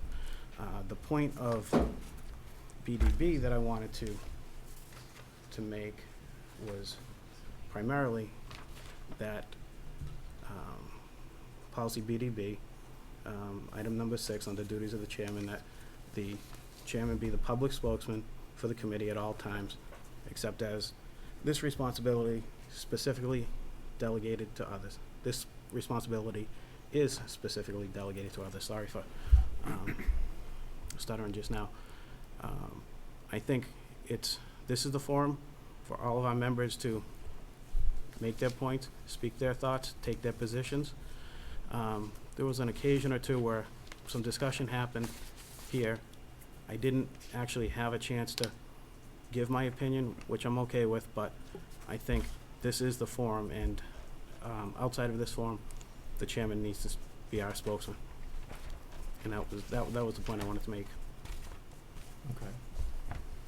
I guess, if I may, just I guess a quick question, because again, having read through and having an opportunity to watch that, there were some specific instances that you referenced. So, with regards to being the voice of the committee, which is what this absolutely highlights, and I think with being the voice of the committee and certainly representing what the overall consensus of the committee is, there, at least the way that it came across, as though there were some specific instances where you felt as though that was not the case, where the committee was being spoken for by someone else. Is that, there seemed to be a lot more that was behind that, John, so I guess that would be one of my questions. No, there are definitely some specific cases. I really don't think it's appropriate to discuss those right now. I don't think it's appropriate to discuss those in this setting. I think it's appropriate to discuss that, at least in reading this policy, I believe that moving forward, the chair needs to be the public spokesman. That's all. I don't think it's gonna be at all productive to discuss, what I felt was inappropriate. And if I may, I think I can use an example. Sure. If it'll put your mind at ease, is that town meeting, the article that went to town meeting really was originally written by John. I was supposed to present the article at town meeting. I went to John and I said, this really was your article. I would like you to read it. So I gave the authority for John to speak, or that member to speak at town meeting in my behalf. So it's not to not allow any member to participate in anything. It's just follow the proper protocol for any member, myself included, this is what I would like to do, this is what I would like to say, whatever it is, go somewhere, whatever, but I think it has to go by the chairman first. That's it's a respect factor, And I think, if I may, Mr. Yes, Chair. absolutely. I think with anything with regards to being the voice of the committee, I couldn't agree more. Certainly I had an opportunity when I was serving as chair where we had an instance where we had, and for those of you who were on the board at the time, where there was a significantly controversial issue and the media and the news was sending emails and, WBZ and Fox 25 and everything else. And, absolutely, and being and speaking on behalf of the committee and any votes or anything like that, I want to be careful with that, that the interpretation is true and accurate. The interpretation, as I see it with this, is for speaking on behalf of the committee, representing votes, representing a position or something that we're looking to bring forth as a consensus of the committee. Absolutely, that's the role of the chairman. The chairman is there to be the spokesperson. I do not interpret that as it is, that it limits the free will and and freedom of speech of any individual independently elected member of this committee to answer direct questions or speak directly to the public. In fact, actually, we're charged specifically with speaking to the public. I don't see anything in here that precludes giving your individual opinion. It's very different saying I believe versus as a committee we should. And there's a very important distinction there that I feel is important, and that I think is maybe underlying in some of John's thought processes, that would certainly prompt him to bring that forward. If you want to hold off when we go to the protocol, Certainly. the protocol document very specifically states that, and we all signed it. It says that the chairman represents the committee with regards to communicating to media as well as to the public with regards to the Any feelings. school committee business. Any school committee business, correct. Right. Individual freedom of speech as well as individual opinions is not school committee business. That's still ultimately up to an individual to be able to go through and speak, as has always been the case, as many members of this committee, including yourself, Mr. Chairman, have done as recently as in February of this year when you were speaking to WMRC, in March of this year when you were speaking to Milford Television, when Joe Marias wrote a letter to the editor of the Town Crier based on his personal opinions. At that point, that was not a designee of the chair, and the only reason why I know that for a fact is because at that time I was the chair.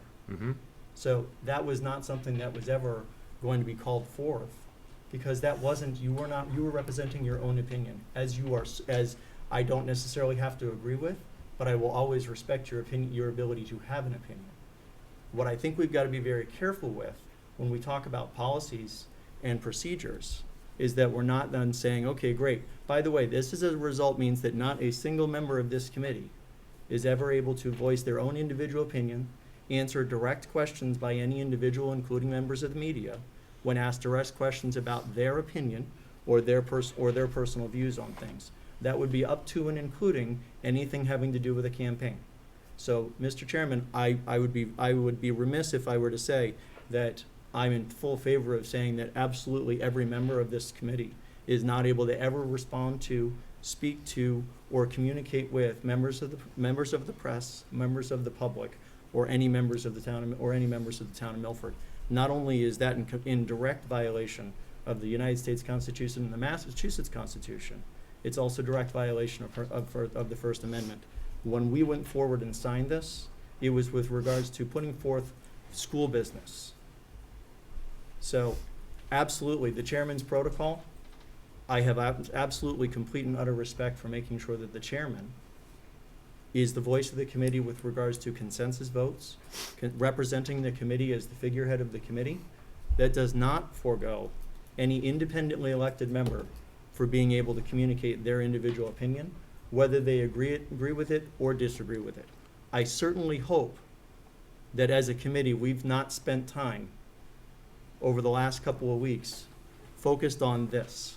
I hope tell me we've been spending time on the $60 million building that we're in the process of building.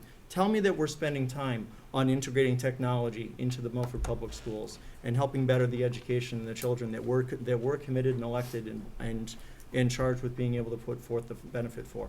Tell me that we're not putting forth because we've got a personality conflict because we didn't like the fact that somebody was asked a direct question about their opinion by a member of the press. Tell me that we're not spending time on that. Tell me that we're spending time talking about what the people of the town of Milford are talking around their dinner tables, not what we feel is our own personal slight. I certainly hope that that's not what this committee's gone forth with. I certainly hope that's not where this committee is continuing to spend time and effort, and that we're not continuing to go forward with that. And forgive me.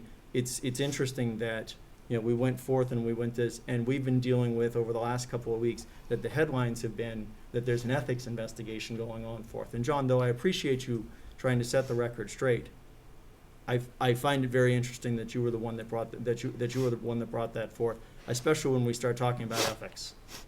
It wasn't me that had my sign on partially built buildings, for which my full-time job as the building inspector in town is to issue permits, and my campaign signs were on there. If we want to talk about ethics, I'm not sure that that's something that I feel comfortable, and to be honest with you, I find it slightly disingenuous. But how do you're making it sound, Mr. Harrison, like we're pointing our fingers at you. How do you know that? We're not pointing our fingers at you. Mike. We're talking about the committee. Mike, let's be honest. No, let's be honest. You're out of line when Yeah. you say that. We're talking about the committee. We're talking about ethics, how the committee will act in public. Okay, we're not talking about you. We're talking about every single one of us. John? Yeah, Mr. Chair. I didn't want to go down the road of individual acts. I'll be glad to at any time. I'm really not sure what my colleague refers to in some of these. This is very simple. This is how I read it. I feel it's inappropriate for one member, and imagine 7 of us running to any media source and putting our opinions out there that we're supposed to put out in this forum. And I don't know that there was any media frenzy over an ethics violation, and I certainly didn't name this policy. And I started this by saying I'm off by 2 numbers. I misspoke the title of the policy that I have an issue with, but there is no penalty for violating this. This is our own interpretation. This is the policy that we sign. What I think is appropriate is that only the chair go to the public media on their own accord or invited, either way, and speak about topics that we make decisions on. That's my interpretation. If that's not yours, by all means, continue doing what you're doing. There's no right or wrong here. This is my opinion. That's yours. I say we move on, get the other committee members' opinion, and move forward, Scott. And all of us. I'm sorry. I don't mean to direct that to you. No. That's my point. No more, no less. Look, I think honestly that discourse is the best thing, and I think that we need to address any issues that are happening, right, between us in this room first and foremost. I think that if anyone has a problem, they should bring it up in a meeting, and we should discuss it in a meeting. And sometimes it gets itchy, and sometimes it gets uncomfortable, and sometimes it puts us in a place that we don't want to be. I don't consider this interaction right now to be a failure. I don't consider this to be off topic of school committee business. I consider this to be people who have very sincere feelings about something that's happening in the world around them, and they have a forum in which they can bring those feelings out so we can find a way to work better together. I think that there are some things that I personally believe in, and what I personally believe in is that you should tell the truth, you should give your opinion when asked, and we should provide the public with as much information as we possibly can. I think it's important for the public to know where all of us stand, because ultimately, we're not accountable to each other in this room. We're accountable to the people who elect us. That's correct. And the people who elect us, they need to know where we stand, and I think that's very important. You know, I'm not gonna go off on a tangent, but I happen to be a bit of a history buff, and so it's a common misconception that the United States Constitution is the oldest constitution that's still functioning in the world. That's not true. It's actually the Massachusetts Constitution that is the oldest functioning constitution in the world today. It was drafted by John Adams, and it was the basis for the U.S. Constitution. And in the Massachusetts Constitution, adopted in 1780, there was a provision for freedom of the press. That was later expanded to be a provision that included also free speech of any person. That wasn't adopted in the first U.S. Constitution, but it was the First Amendment. I think that any person who, and that First Amendment, of course, is freedom of speech. Any person who serves as a public body has the right to go out into the public and say whatever they want to say and then be held accountable in this room. You know, we have an opportunity here to address anything that any other member would say, and we can have a civil discourse in this room. And there's no reason why we shouldn't be able to do that. There's no rule that we can make in this room that's going to supersede a state law. There's no rule that we can make in this room that's going to supersede federal law. So we have to respect the fact that people have the opportunity to speak, and we may not like it. And if we don't like it, we should talk about it here, because the public deserves to know where we stand, and we all have the right to broadcast our opinion. As a matter of fact, Supreme Court of the United States of America has interpreted political speech to be that which is most zealously protected, because without civil political discourse, democracies don't work. So I would hope that no one is implying that it's inappropriate for a member of this committee to speak in public.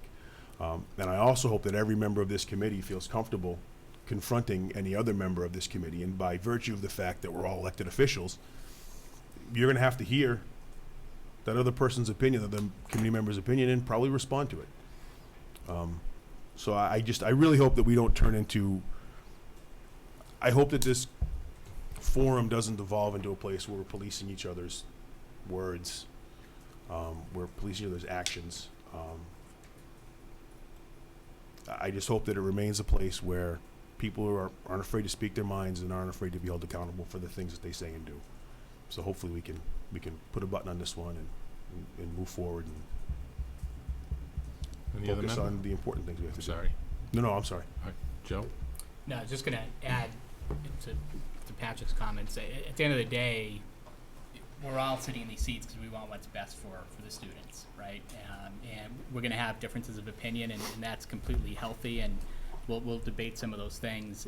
I think the purpose behind many of these policies that we just reviewed in Section B and the operating protocols that we put together a couple years ago is to just sort of guide us through that process, right? And make sure that we work through things as a team, and that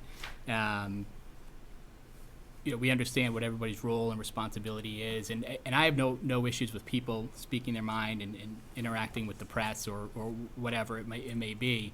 But it just as a courtesy, call the chair or call the superintendent, let them know that, hey, FYI, I'm going on whatever tomorrow. I'm doing this interview next week. I just think that helps strengthen the committee when we have that type of communication. I think that goes a long way.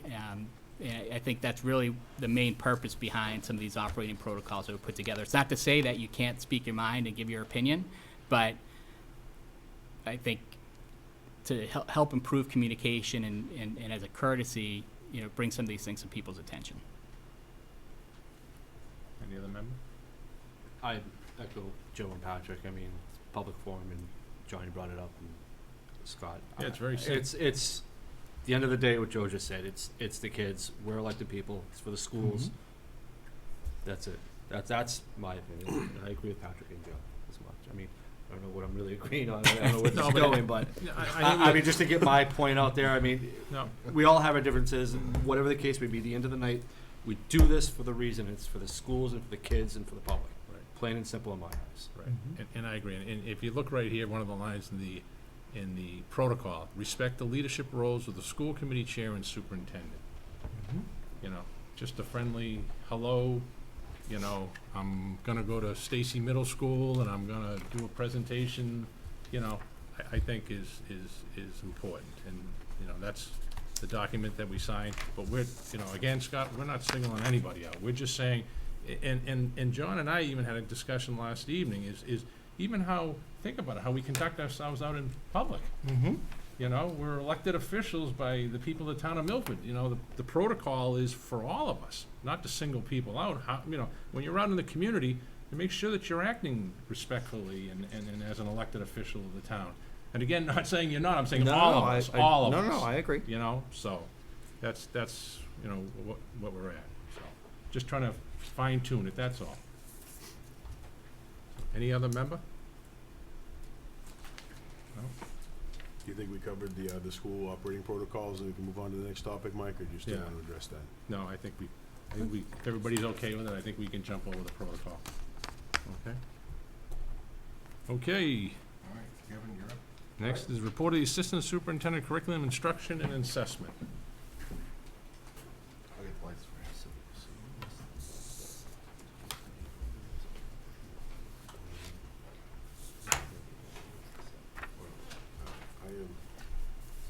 Here's the thing, so there's so many states that are dropping out of PARC now that it's not gonna be sustainable moving forward.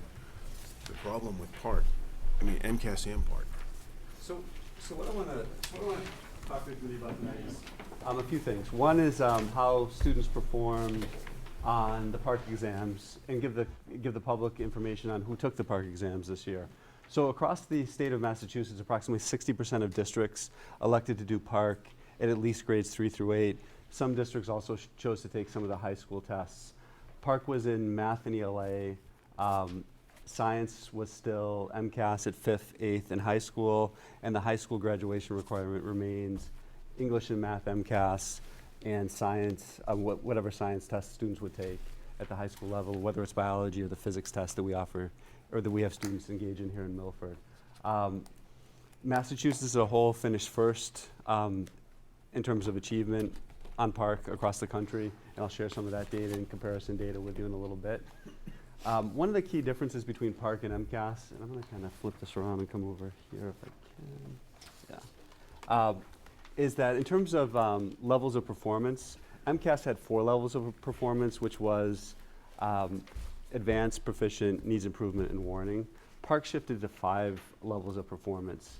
And I'm gonna talk about those in a minute. So we're not necessarily making apples to apples comparisons, because it's a different test, different performance levels. So overall, actually I'll go back. I think across the state, when these results kind of were released to us and we were able to look at how the students did, I think everybody who was a principal, a superintendent, assistant superintendent, anybody who looks at data, I think when they pressed that button to look at the data, just didn't know what to expect. Because we saw kind of the state data overall before we saw our individual data. But based on how we did, I was very pleased with the results. If you look at Woodland School, and this column right here, well, let's go through it this way. Overall for ELA in Woodland, the school for 3rd and 4th grade, 61% exceeded or met the expectations. So that's level 4 and 5 combined, those 2 numbers. And those are the numbers that the developers of the PARC test and PARC consortium said met the college and career readiness benchmarks for that particular grade level. So it meant that those students were on track to be ready for college and careers upon graduation from high school. That's the trajectory they were on. Across the state, it was 55.5%. So we were about 6% above state averages there, which is fantastic. Our growth, and a lot of questions have been thrown out about how do you compare MCAS to PARC in terms of growth? Yeah, well, exactly. So you're basically taking the same groups of students based on the same standards, and you're looking at, say, a kid gets 240 on MCAS, a group of students gets 240 on MCAS. They're comparing that group of students to all the students, all their scores on PARC. And based on that, your growth percentage is either going to be 1, 99, or more likely somewhere in the middle. So overall, For Woodland School, the median student growth percentile, which is fantastic, is 63.5. Low growth is 0 to 39. About a year's worth of growth is considered 40 to 59. Anything over 60 is considered more than a year's worth of growth and a high impact on student learning, so it's fantastic. So as we go through the numbers, you just think of it, anything between 40 and 60 is good. Anything over 50 means we're growing at a higher rate than the rest of the students across the state of Massachusetts. Anything over 60 is a really good number. So if you look at math, again, 53% met or exceeded expectations, fell in that 4 and 5 category, 51% for the state, so above state averages there. Again, the growth, 55, another really good number. If you look at 3rd to 4th grade, 3rd grade we were slightly below in ELA and math. In grade 4, significantly above ELA and math. There's no growth for 3rd grade because it's the first time anybody takes a test. There's nothing to compare it to. The 4th grade growth was the school growth. Okay? So that's the Woodland performance. If we move to Stacy, we really had very good numbers at Stacy overall. If you look at the growth numbers across the board, 64 high, 56 high in that 1 year range, 67 very high, 45 still in that range, 62 very high, 64 very high, 58 high in the average range, 61 very high. So the growth is fantastic across the board at Stacy. Kevin, Question? I haven't seen a part test. Yep. So for the math, on the actual questions in the test, a lot like language-based? Yes. Okay. So it's heavy. One of the key differences between Park and MCAS in terms of questions, I think the way to look at it is that Park, there's a lot more multi-step questions and a lot more questions that require multiple operations or kind of synthesizing information, and more than one answer could potentially be correct, which I think is you know, if you're a student taking a test and you're used to saying one correct answer to multiple potential correct answers, it kind of changes the game a little bit in how you approach it. If you look at the numbers, we were. I apologize for Sure. just a quick question. I'm trying to kind of absorb all the data here. So the top 2 scores, it just lists the school. So that's So this the is overall the school. This is the that's school the overall, averages. and this is the state average for grades. Got it. And then 5, as you 6, go and through, 7. that's just how it breaks Yep. down per grade. Did we get? This is what? This is only 1 year that we've been doing this. 2 years. We did field testing 2 years ago. Yeah. This is the first time we actually took the test and we actually got data. Because back. I'm noticing that something, you know, with the 7th grade, I mean, those are substantial gaps, in a positive way. Correct. Where we are substantially Correct. outpacing the state. Absolutely. Is there something you can kind of point to that's working there? Is it a process piece, or is it just? I think it's a combination of things. I think we have a very strong team at the 7th grade level. The ELA team is kind of, and I've spoken with them a couple times this year, even before the results came out, and they're talking about like rewriting curriculum, digging into it. So they spend a lot of time together as an academic team, really looking at not just standardized test results, but like student writing, how a particular lesson or unit worked with students. So I think that type of work really yields results. And I think if you look at their MCAS results historically, they've done pretty well also over the years. You know, if you look back the last 3 or 4 years, that team has really produced really good, that 7th grade team has really produced really good ELA results as well. Does it trace back further than just 7th grade though too? We obviously growing up, I'm just thinking as these kids are going through, is it a 1 year look back? Is it a 6 year look back from 7th grade? So, and kind of what these, I I'm think just saying as these there's- go through, is it because sometimes I know when we've seen this with Park, and we've talked about this before, is it's one of those almost where, and I'm just gonna throw out grade numbers. So grade A has this teachers and the kids in the grades in the school, the scores right below them. Their scores were a little lower. They get them in grade A, so to speak, not to call it any group. And they've really got a really intense focus like you just talked about.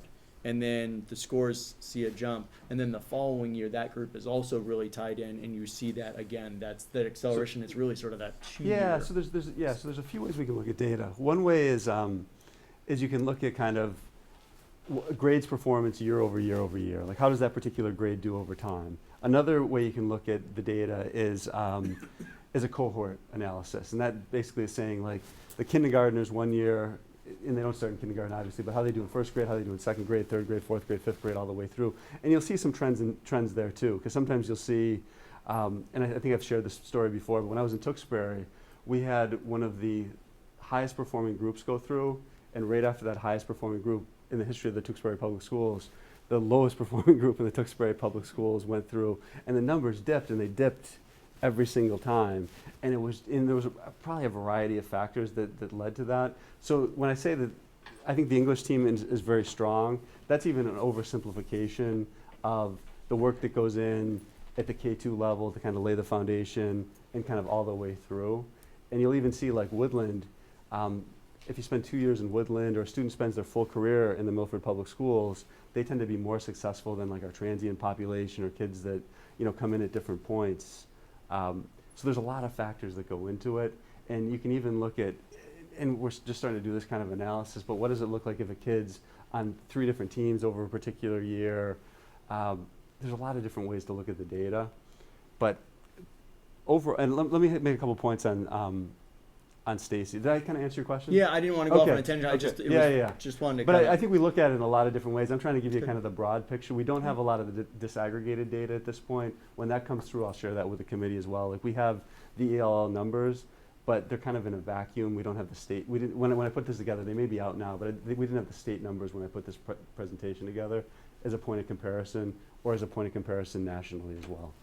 Like the MCAS, are you going to get back to questions that our students didn't do particularly well on? Well, that's unclear right now. I think we're going to get some questions back. I mean, I'm not that's what sure we're if we're going to get like, with MCAS we got like multiple choice, how did the kids do, short response, long composition, and then broken down by standard and strand. I don't know what level of detail we're going to get this year from the park. My fear on this is since everybody kind of sees the park fizzling, that they might not put the energy behind parsing the data over this exam as they would had it been the MCAS in the past. Is that your feeling? It's possible, and I can kind of jump ahead a little bit. With the recommendation of the commissioner was to do what he's called Park 2.0, and we've kind of mentioned that jokingly here the last couple of years, like thinking that might be the direction we're going in. And Louisiana is actually taking that on too, and some other states may jump on that. There's still some discussion. As I was setting up, Patrick was talking about how people are jumping off the park consortium like there's no tomorrow. It started out about, I think, at high teens, low 20s, and now it's, I think, 13 or 14 different states plus the District of Columbia took the test last year, and now it's down to, I want to say, 7 or 8 states, with a couple states kind of in flux. I thought it was 9, but Yeah, somebody might have just jumped off recently. It might be 9. I don't know unless. Yeah, no, as I'm thinking about it, because it's been a moving number, and it's been moving in one direction, down. So what the recommendation of the commissioner is that they're going to take park-like questions and incorporate it into like an MCAS test to create MCAS 2.0, which could mean a couple different things. One particular thing it could mean is that they're going to literally just take the cover off the park test and put MCAS 2.0 and just have park questions inside with maybe some Massachusetts-based kind of standards questions, because about 10 to 15% of the standards, maybe 20% of the standards, depending on the grade level, are Massachusetts specific and not Common Core. So that's one option. There's also the discussion of the time versus untimed. One of the big pushes we made as a state was we wanted to keep that untimed piece in place. And the park consortium was adamant that we do time tests. The other piece of the recommendation, and I initially said maybe we'll go untimed with park-like questions developed by the park consortium, but they're also talking about doing all the tests online by 2019. And I don't know how you would do an untimed online test if you didn't have a computer for every kid, and how you do that logistically. I don't know. I don't know the answer to that. They may have an answer that I haven't thought of, but I don't know how that would happen. And timers. Yeah, possibly, possibly. So that's another piece of it. They're going to get feedback from stakeholders and kind of to develop this test. It's not clear what the graduation requirement going forward after this particular class, the class of 2016, which will have retests in MCAS to 2018, what like the park or MCAS 2.0 version of graduation requirement is going to be. We don't know that yet. That's coming. So that's kind of the recommendation. The other thing they threw out there is they're going to go back to the drawing board on a social studies test, and history test maybe. I think so. But that's at least 5 years out, and they've been saying it's been 5 years out since, I think, the mid-90s. They had a couple tests that they ran, and then it kind of died out, and they've been talking about bringing it back in. So that was another piece of that proposal that I'll hit on it again, but that's kind of what they're talking about. So we're going to keep, Bob and I are going to be on a conference call. Is it Monday or Tuesday we're signing up for it? That's, the commissioner's going to present kind of a more detailed vision of what MCAS 2.0 equals, which I think, you know, you could look at worst case, best case scenario, and I think everybody's got an opinion somewhere in between of what that's going to look like. And so as we get more information on that, like I shared the park information, I'll give the committee updates periodically as it kind of, something relevant or tangible has happened. Right now, it's kind of a vision for it, and it's unclear what it's going to look like in kind of a practical perspective in 2017. So back to the data really quickly.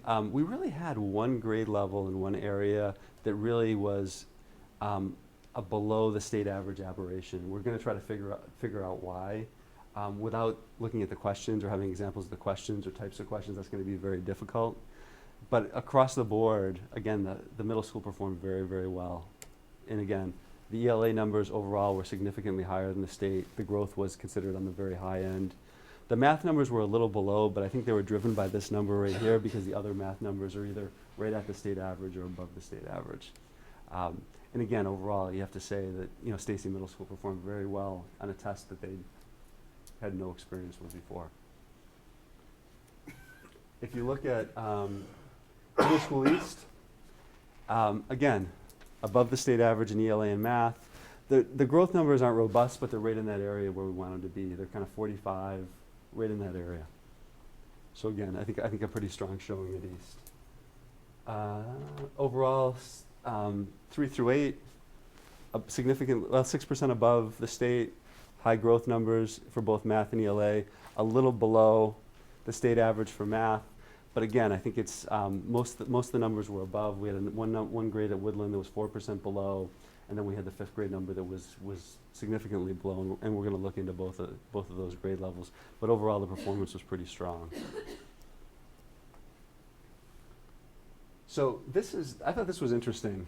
And one night I said, I want to see how we did compared to the rest of the country. And I couldn't get good data for all the states that took it. And sometimes it was presented in a way that was really hard to figure out how they did, because some states considered 3, 4, and 5. They called that meeting college and career readiness in their particular state, so I had to disaggregate some of that data. But basically, if you look at Milford for ELA, we finished above, and I put Massachusetts in gold because Massachusetts is kind of the gold standard because we finished first across the board as a state, which I think is fantastic. But Milford outperformed the state in 5 out of 6 grades and was kind of right there in grade 3. And again, first time these students ever taking standardized tests of this capacity. And you can kind of see how some of the other states fared. And like I said, I'm missing a few states, but I think it's pretty indicative. California? California was Smarter Balance. Okay. Yeah. And New York now? New York, I think New York went on their own. So a bunch of states jumped off and did their own thing. Right. So it only ended up about, I want to say like 26 to 30 states ended up doing one of the 2 consortiums. The remaining states kind of did their own individual tests that they kind of realigned to the Common Core. A number of states, which I thought was interesting, we attended a presentation by the ACT, and a few states in the Midwest actually used the ACT as their state test and take it a few times across the board. And I thought that was an interesting practice because then it also becomes their entrance exam for college. So it truly is kind of college readiness. But I thought this was just an interesting statistic, just to kind of look at how some of these states are doing. And if you look at like grade 7 again, to highlight, because I think they did fabulously. New Mexico had 21% at 4 and 5. Milford tripled that in half in terms of that performance. So I mean, think about that. Think about that. If you want to go to the math data really quickly, the math data is a little more mixed, but again, we're right there. We're in the, we performed above the state in 3 spots. We're right there in grade 6, a little below in grade 3, and then we have grade 5. But if you look at, and this is something that's important too, because this is the direction we're moving in Milford, is New Jersey and Colorado has 3 stars next to their data. And what that indicates, and I didn't put it on the slide because I thought it would get too messy, is that a high percentage of their students took the algebra test in 8th grade. And so that data really isn't a good indicator of their overall performance. They actually had very good numbers in algebra. They were still, I think, 2nd or 3rd to Massachusetts. But again, I think it was like 50 or 60, and each state had a little bit of a different percentage. And I think what we'll see as we move more students into algebra in 8th grade in Milford is we're going to see this grade 8 number probably go down a little bit and pretty high performance on the 8th grade algebra test. Did Milford choose not to include algebra, or did Massachusetts choose not to include? We made the decision not to choose algebra for a couple of reasons. One was that we felt like making the jump to the Park test was a big enough jump for kind of students and teachers, just period. And historically, we had no practice because the MCAS was just the 8th grade MCAS test, so our curriculum was set up to do kind of a preparation for the MCAS and an algebra curriculum. And now we're moving in a direction, and again, we've got to make sure that the state's moving in this direction too before we fully commit. But the direction I want to go in is having our 8th grade students who are enrolled in algebra courses take an algebra MCAS 2.0, and the students that are taking pre-algebra in 8th grade take the 8th grade math test. And again, that's if we're certain the state's moving in that direction for the 2.0. Okay.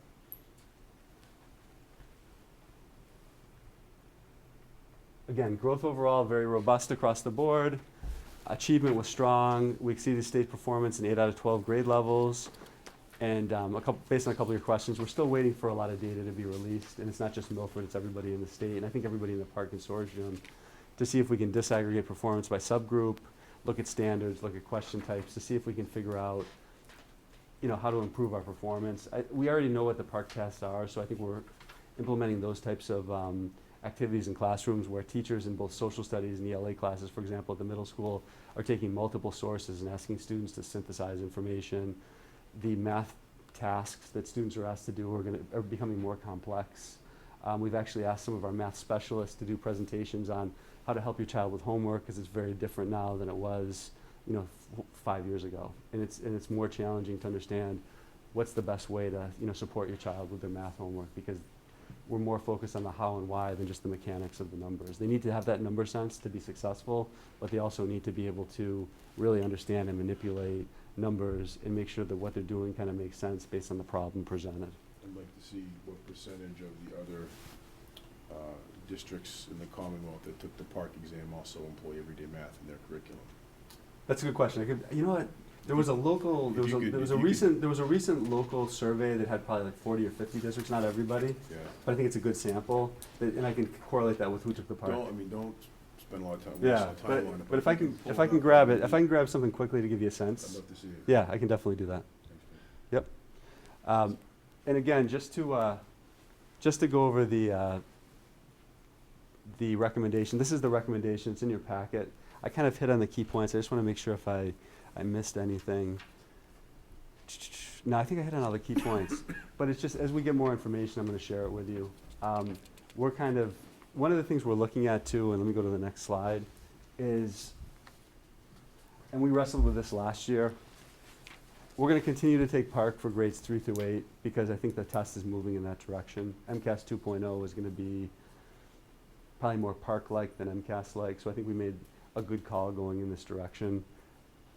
And again, anything can change at any time, but it looks like this is the direction it's going in, the more complex questions, the types of things we're asking kids to do now in classrooms. We also, and we did this last year too, but we're going to have, I'm going to have a conversation with the high school CTLs and the high school administration, and they wrestled with whether they would take Park at the high school level or not last year to give it a try. The problem is it's a low stakes test for the kids that take it because there's no graduation requirement connected to it, or there wasn't last year, and it was unclear what direction the state was going to go in. We kind of hedged our bets and went Park, but it very well could have swung MCAS. So, and there's good arguments to do both, and we're going to have that conversation. And I'll keep you informed on the direction, kind of the best thinking of the CTLs and the departments at the high school, and kind of why we're making those decisions. 10th grade ELA and math remains MCAS. Science in 5th, 8th, and high school remain MCAS, and there's no change foreseeable in the future.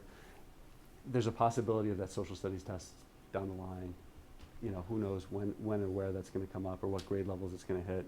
They weren't clear or specific on that piece. In terms of next steps, and we've talked about a lot of these, we're running a similar process. We're reviewing data with schools and teachers. We're sharing released park items. They released items, but not necessarily the items in the test that we took. But there's some examples that we can kind of play around with, and there's a lot of information out there. Once it becomes available, we want to share that additional data. And I'm going to set up a presentation for families on park, because one of the things that's going to be important is I think we all struggle with like reading the data, analyzing it, and coming to good conclusions. And people have become accustomed to the MCAS reports. It's kind of a 2-page report, and it's pretty user-friendly, although it still can be confusing and a little complicated, especially when you're a third-grade parent and it's the first time you're reading it. And we've done this in the past for MCAS families, or families at Woodland, to kind of explain the MCAS. We're going to do a full 3 through 8, and maybe even invite high school parents and the Memorial and Brookside parents to just say, this is what the score sheet looks like. This is kind of how to read it. This is the data from Milford. This is the data from the state. This is the direction states are going. And kind of like I'm talking to you, and then having a nice dialogue with parents when they have questions. And we're probably also going to make some folks available to help parents. What's what I'm looking for? Translate what they're seeing with the park scores when they get the results the first time, and providing some support there.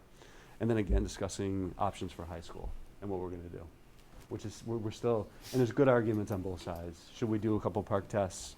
Should we not do a couple park tests? Because we do a lot of assessment at the high school, because they're taking SATs, they're taking PSATs, they're taking the 10th grade MCAS exams, as well as AP exams and other things. So there's a strong, you can make a good argument that we're testing a ton up there already. Do we want to add something else?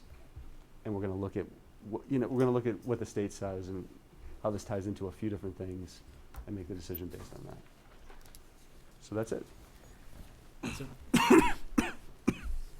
members, Joe? Just a real quick question, Kevin. Yep. So there was a lot of time and resources that were put into implementing park across the district. And this Yep. question might be premature. Yep. If you don't know the answer, that's okay. But with the change to MCAS 2.0, like, is that going to be a strain on some of our resources? No. I think the best thing Park did for us is it moved us away from, and not that we were really doing this, I think across the board or on a consistent basis, but our curriculum became very standards-based, and with tasks built in that we knew would be the expectation. And I think it raised the level of expectation across the board. I think I mentioned this last year, but we had a number of parents that commented that they had a student in 8th grade and 5th grade, and what their 5th grader was being asked to do was significantly more complex than what their 8th grader was when they were in 5th grade just 3 years ago. I think from one perspective, the park has actually raised our expectations for kids, and based on just, especially the first time at the tests, I bet if we went back and looked at the Milford data for the first time they took MCAS, I bet you this park data is significantly better. And again, it's not really a direct comparison, because that was the first time we were seeing these kinds of tests across the board. But I feel like it's kind of had its intended effect to some degree, because I've really seen the teachers collaborating a ton, working on this, trying to develop, and it's not developing curriculum to beat the test. It's developing engaging curriculum that really holds kids accountable to high level, like higher order thinking skills, and high level tasks that are really, I think it's strengthening us as a district, to be honest with you. It's premature to say, is it going to have this great long-term positive effect? I don't know yet, because we're 1 year into it, but I think the direction we're going in is not going to change based on the direction the state is going with MCAS 2.0. Yeah, Okay. because it's going to be closely aligned to the park today. It's not as big of a jump as going from MCAS to park. Absolutely. I think we're probably going to make some shifts, because they may say they're going to do, one thing that park didn't have that the MCAS had was the writing piece, where you had like a long comp in a couple grades, and you had some longer responses, and that may come back with Park 2.0. And I don't think that's a bad thing, is looking at the writing. I think we've really pushed writing too across the district. So again, I don't think it's going to be a big shift for us, even though we knew a lot of what we were doing writing-wise wasn't necessarily going to get assessed on Park, but it was giving the students opportunities to kind of practice those higher order thinking skills and critical thinking skills. Jen, how are you dealing with this test uncertainty in your day job? How are we dealing with test uncertainty? In your day job, I mean, You know, pretty similarly to what Kevin is sharing here. So I happen to be in a district where we have not made the shift to Park. We chose to go with MCAS last year, and the decision was also made to go with MCAS again this year. But when I look at what Milford's done, I think my opinion would be everyone needs to just stick with what you've been doing for now, because we're all going to shift again. So it makes the most sense, in my opinion, for Milford to stay the course Stay the with course. Park. What I see all of us doing, and you can see it in our scores in ELA, is the incredible work that's being done in reading and writing. I see it with the work my kids bring home. I hear it when people like Kelly True, who's the ELA leader at Woodland, or whatever her real title is, I don't know what it is, but you can see when you get 70-something% of kids scoring in those top two categories, that matches what I see in instruction. And that's what we're all trying to do, is match our instruction to the way that we know the kids are going to be assessed.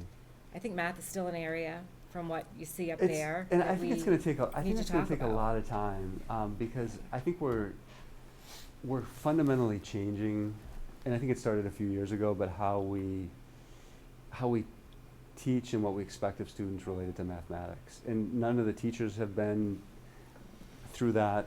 Either, maybe some folks have been if they're recent graduates and they've learned kind of how to do more of that kind of critical thinking, multi-step, multi-operation kind of problems. But I think it's going to be a challenge for a little while.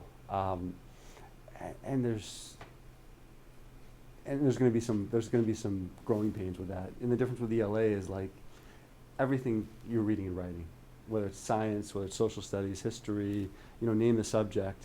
Math, you do a little bit in a few areas. You do some math and science, but math is kind of an orphan compared to ELA, where everything supports. And even the reading and writing supports what's happening in math, because you're reading kind of more text-heavy problems, and you're writing explanations of how you did the work, which is also supporting the ELA work. Any other member? Just one quick comment. Sure. It may take some time to quantify, but I really do think that those math intervention specialists that we approved as part of the budget process Absolutely. this year are going to start to have a positive impact on some of these math scores down the road. It's going to take some time to see that, but And we met with those folks a couple weeks ago and kind of talked about their practice, and they're meeting regularly now to kind of share what they're doing, what's working, what isn't working, how they can make the biggest impact, and what kind of the next step in the program is going to be. And the principals at all three elementary schools are very engaged in that too.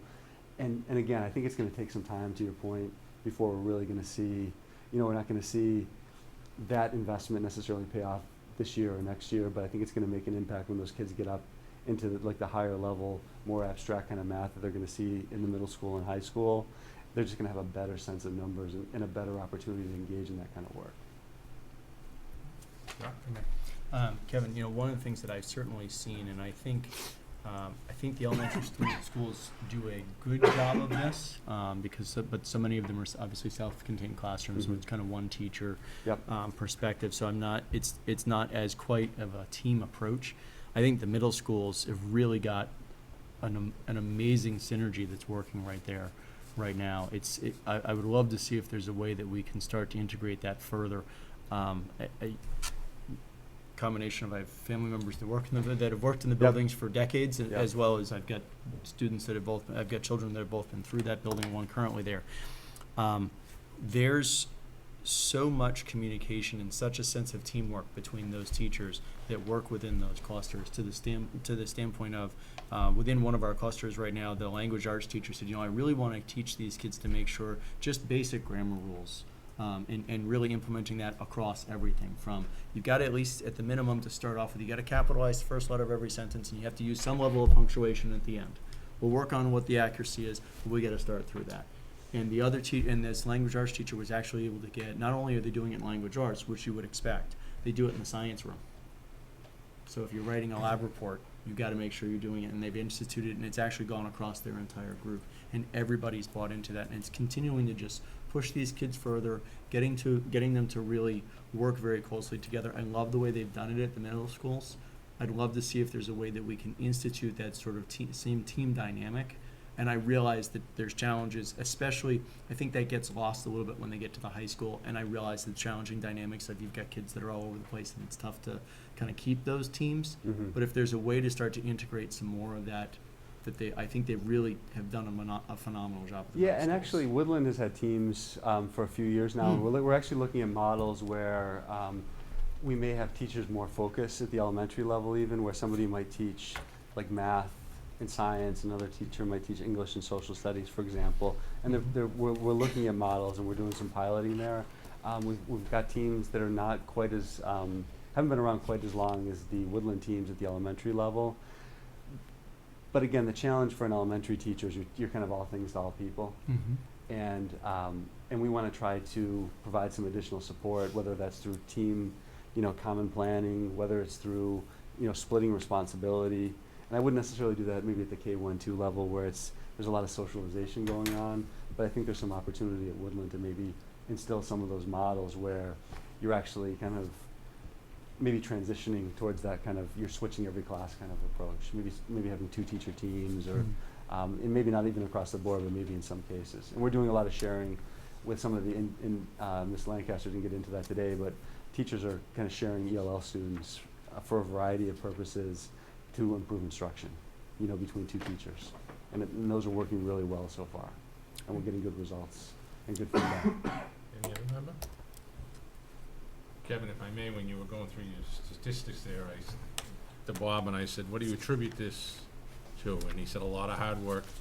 Yeah. He said a lot of meetings and a lot of people really working hard together to pull the district to go forward. So if you could let everybody know from the school committee how much we appreciate the hard work, because, we saw Absolutely. it tonight. So it's working, and we say thank you to all of them. Yeah, no, and I agree. And these are our numbers, as a district. We all own them.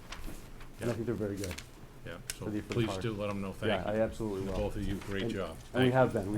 been. Thank you. We've been showering them with praise, 'cause I think it's great. Thank you. Great, nice presentation. Thank you. Thank you. Good job, Kevin. Okay. Next agenda item is report of the Assistant Superintendent for Business and Human Resources, which this evening is Dr. I'll Tremblay. be standing in for Kathy this evening. There are going to be 4 warrants for the committee's approval this evening. I forgotten how we do this. I'm going to read out the amounts, and then you'll Yes. take them each separately? Okay. Yes. The first warrant is in the amount of $180,760.99. Take a motion from Joe, second from Scott. All in favor?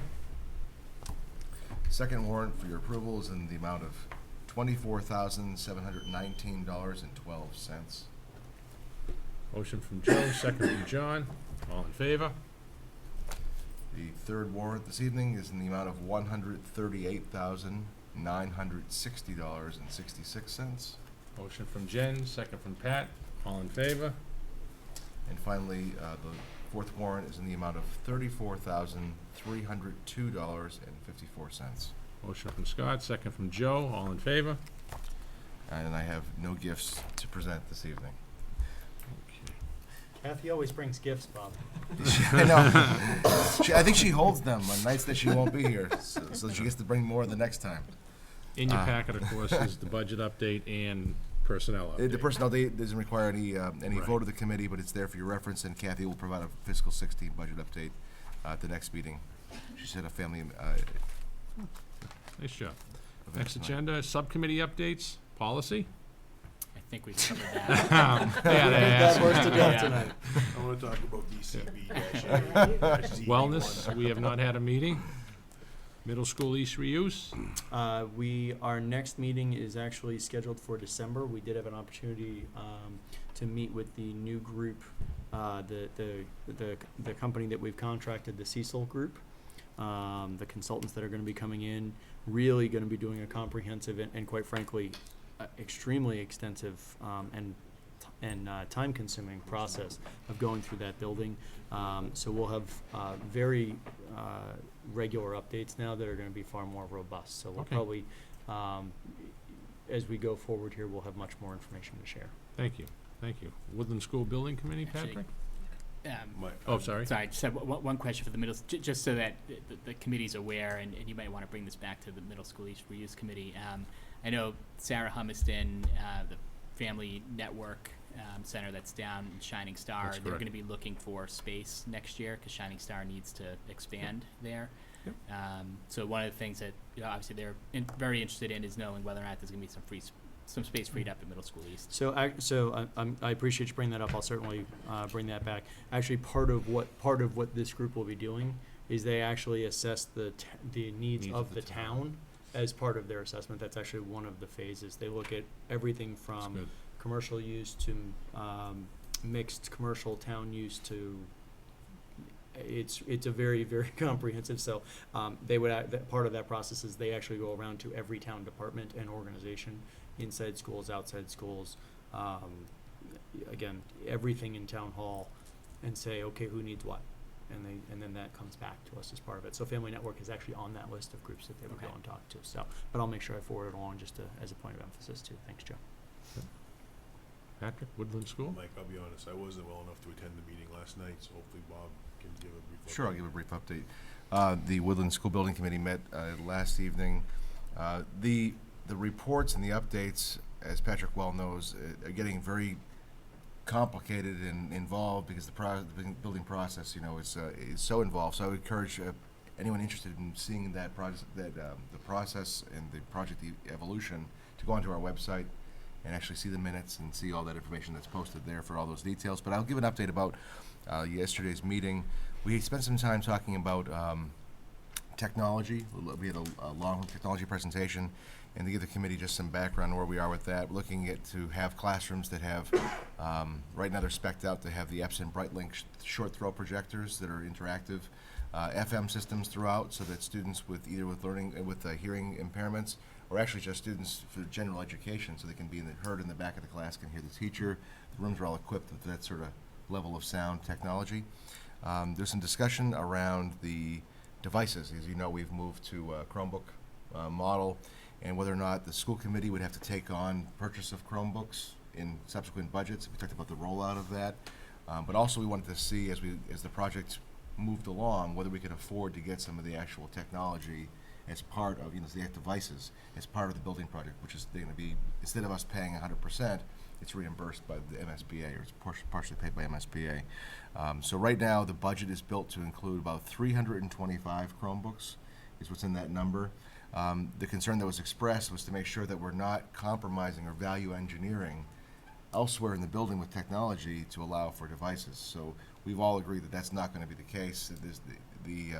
There may be areas of the technology budget which, for example, an interactive TV versus a smart throw projector is two kinds of technologies. Going with the Epson BrightLink as opposed to interactive TVs would free up money, for example, to invest in the devices. So in no time is the plan to value engineer infrastructure for technology. But we'll see. What remains to see is how many of the devices we can actually get through the project. So I hope I haven't complicated this discussion. But meanwhile, at Woodland this year, we're taking investing money in our budget through Title I support, through our own budget this year, and investing in these Chrome carts so we have an infusion of that technology. So the last point to be made on that is if we invest and we have 50 Chromebooks at Woodland this year, that will be added to the 325 we already have in the new building. So we're going to continue to grow and expand that. That was a significant discussion last evening.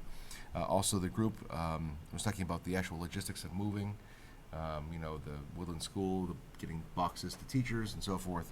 And we're also including grade 5 as part of that project. There's a discussion around grade 5. It is a 3-5 school.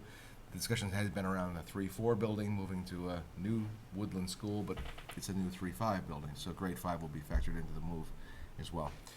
So more to come on those topics. And finally, we voted on a sign, the sign and the... Oh, the monstrosity. Sounds like it'd be nice and small. It's an 8-ton granite sign. It's a big sign. It's a big sign. Is it Milford pink granite at least? Yes. No, Good. it's going to look beautiful. It's going to look beautiful, yeah. The question was around the etched and the usual discussions we have. Should it be in relief or should it be, what kind of the word is, relieved and etched? Engraved? Engraved. Yeah. Yes, would be engraved. And it was voted to go engraved. much to the architect's chagrin. Oh, I'm sure. Well, it's gonna Just- look much just- less beautiful in her brag book that she can use to go and sell other school buildings to other districts by saying, Just a question, does the technology task force have any involvement with the technology that's going into the new Woodland School? Well, depending on this, what's the technology, which group is this? Okay, so that's, all right. Yeah, it kind of goes back. All right. I will say that the project subcontractor on technology, David Garcia, is working very closely with Lonnie Tinio Okay. and Jonathan Capisi and Dan Nelson and me, and we all work very much in tandem on that. So Okay. there's going to be a continuity. If we're using AeroHive wireless access points throughout the school, we're using that everywhere in the district. So Woodland's technology is going to parallel what's happening everywhere else in Okay. the schools. Okay, So there's a good integration of school Okay. department working with this project. all right. Okay, that's all I have on the. All right, next we have climate, culture, and morale. So the survey went out this week. Yep. So we're just waiting for responses from the staff regarding any feedback they may have on ways that we can improve culture and morale across the district. And I think our next meeting is December, I don't have it in front of me, December I'll pull it up. 16th maybe? Sorry, Joe. No, that's all right. It's Whenever, December 10th. December 10th? Okay. Yeah. So at the next meeting, hopefully we'll have some responses that we can review and sit down and discuss with the committee. Okay, Joe, are you guys gonna share those responses with all, like, the Absolutely. Yeah. So once we vet it with the subcommittee, we'll share that with the overall committee. Yeah, we've gotten some responses, maybe 30 or 40 responses already. Oh, great. Yeah, and a lot of it's been very positive. There's been some great positive work happening, particularly around the transition. So between Stacy Middle School and Middle School East, there's been a lot of overtures made from one school to the other about, whether it's a potluck event or there's a staff holiday party in December, and just ways to really bring the staff together on the sort of social front of that, but also curriculum discussions. There's a sharing of newsletters across the two campuses, and so there's really an increased effort to really over-communicate, if you will, but also that helps to improve the transition and the culture, climate, when you start to eliminate some of the unknown. I also wanna see some of the negatives from the survey as well. Oh, yeah, you'll see the negatives no, too. definitely. And there'll be an action plan. So Oh, yeah. We want to focus on addressing what some of those negative concerns are, but we want constructive feedback, right? So if part of the survey is structured in a manner where if someone has a concern regarding something that's happening throughout the district, we want them to offer some sort of solution, right? Don't just complain, offer a solution as well, and all that would be vetted out. Absolutely. We'll share that with the committee. I apologize, John, I skipped over technology update? No additional update. No additional update, okay. Next agenda item is school liaisons. Updates, anybody had an opportunity to get into their schools? Maybe we could try to do that in December, and we can all give a report in December, or split them up? to go see Lisa next month, so. Okay. Okay, thank you. Next agenda item, future agenda items? We should probably put on the agenda, a quick update, whether it's Bob and I, or maybe we'll bring in some guests just to talk about the transition. There's been a lot of activity about moving east over to the Stacy School and how the schedule should work, and there's now some work done. Okay, We're touring other buildings and other school districts to see how they're handling, 5, 6, 7 schools. sure. 6, 7, 8 schools, so. I don't know if it's the next meeting or it'd be the following meeting, but it would be in December. We'll take a look So at we it. have the November 30th and then December 9th, something. so probably It's after the second second meeting in December. Okay, any other? Old business? Joe? Oh, sorry, Joe. It's that one future agenda, and I know Kathy's not here, so I can follow up with her afterwards, but one thing that I would like Kathy to look into is sort of put some numbers around some of these foundational budget recommendations. So as an example, Worcester did an analysis of the foundational budget and compared what they're actually spending to what the foundational budget says they should spend, and what they discovered is that they're spending roughly $60 million more than what the foundational budget accounts for. The majority of that expense, about $24 million, was the excess that they're spending for healthcare, and so she'd have to work very closely with Zach on that piece to see just how much more healthcare is actually costing us than what we're receiving in terms of Chapter 70 funding.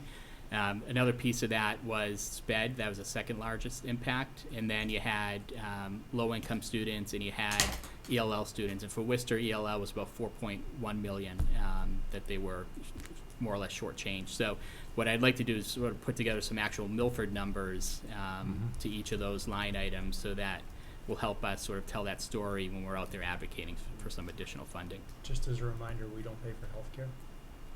Well, the town does. Right, but Right. in our budget, it's not actually part of, the town actually, thankfully, Well, it's not part of the budget we put Cars- together, but when it gets reported to the state, it gets included. They Yeah. pull that in. yeah, so they may pull that in. It's actually a set, we very deliberately and very thankfully, as a town, it's actually not incorporated, and the town does not actually incorporate that within our within our operating budget.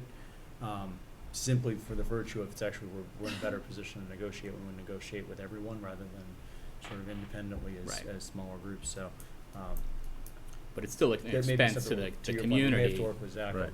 that. that we could get some Yeah, that's- additional funds for. That's actually state statute that it can't be part of, Yeah. incorporated to this budget, it has to be part of the general fund. Okay. Mr. Chairman, a future agenda, I'll invite the committee, but we have slated Saturday, January 9th. It's a little ways out, but I'll invite you all for a budget meeting. It's a 9 to 1 we propose. We start our budget defense meetings for fiscal 17 with the leadership team in a couple weeks, right after Thanksgiving, actually. And through the month of December, we begin that whole process. So if you can hold that Saturday, the 9th, if that works for you. And if it doesn't work, we'll work on a different date that works for everybody to have full participation, but that will be the long budget day Okay. to go Good. through it. It seems to have worked well, unless the committee would prefer to go in a different direction at the last check. We like the Saturday model. It's always worked when we Okay. switch to that, so. Very Old business? Anybody have old business? With that, can I have a motion for adjournment? Jen, Scott, all in favor? Good night, everybody, and have a nice Thanksgiving. Thank you.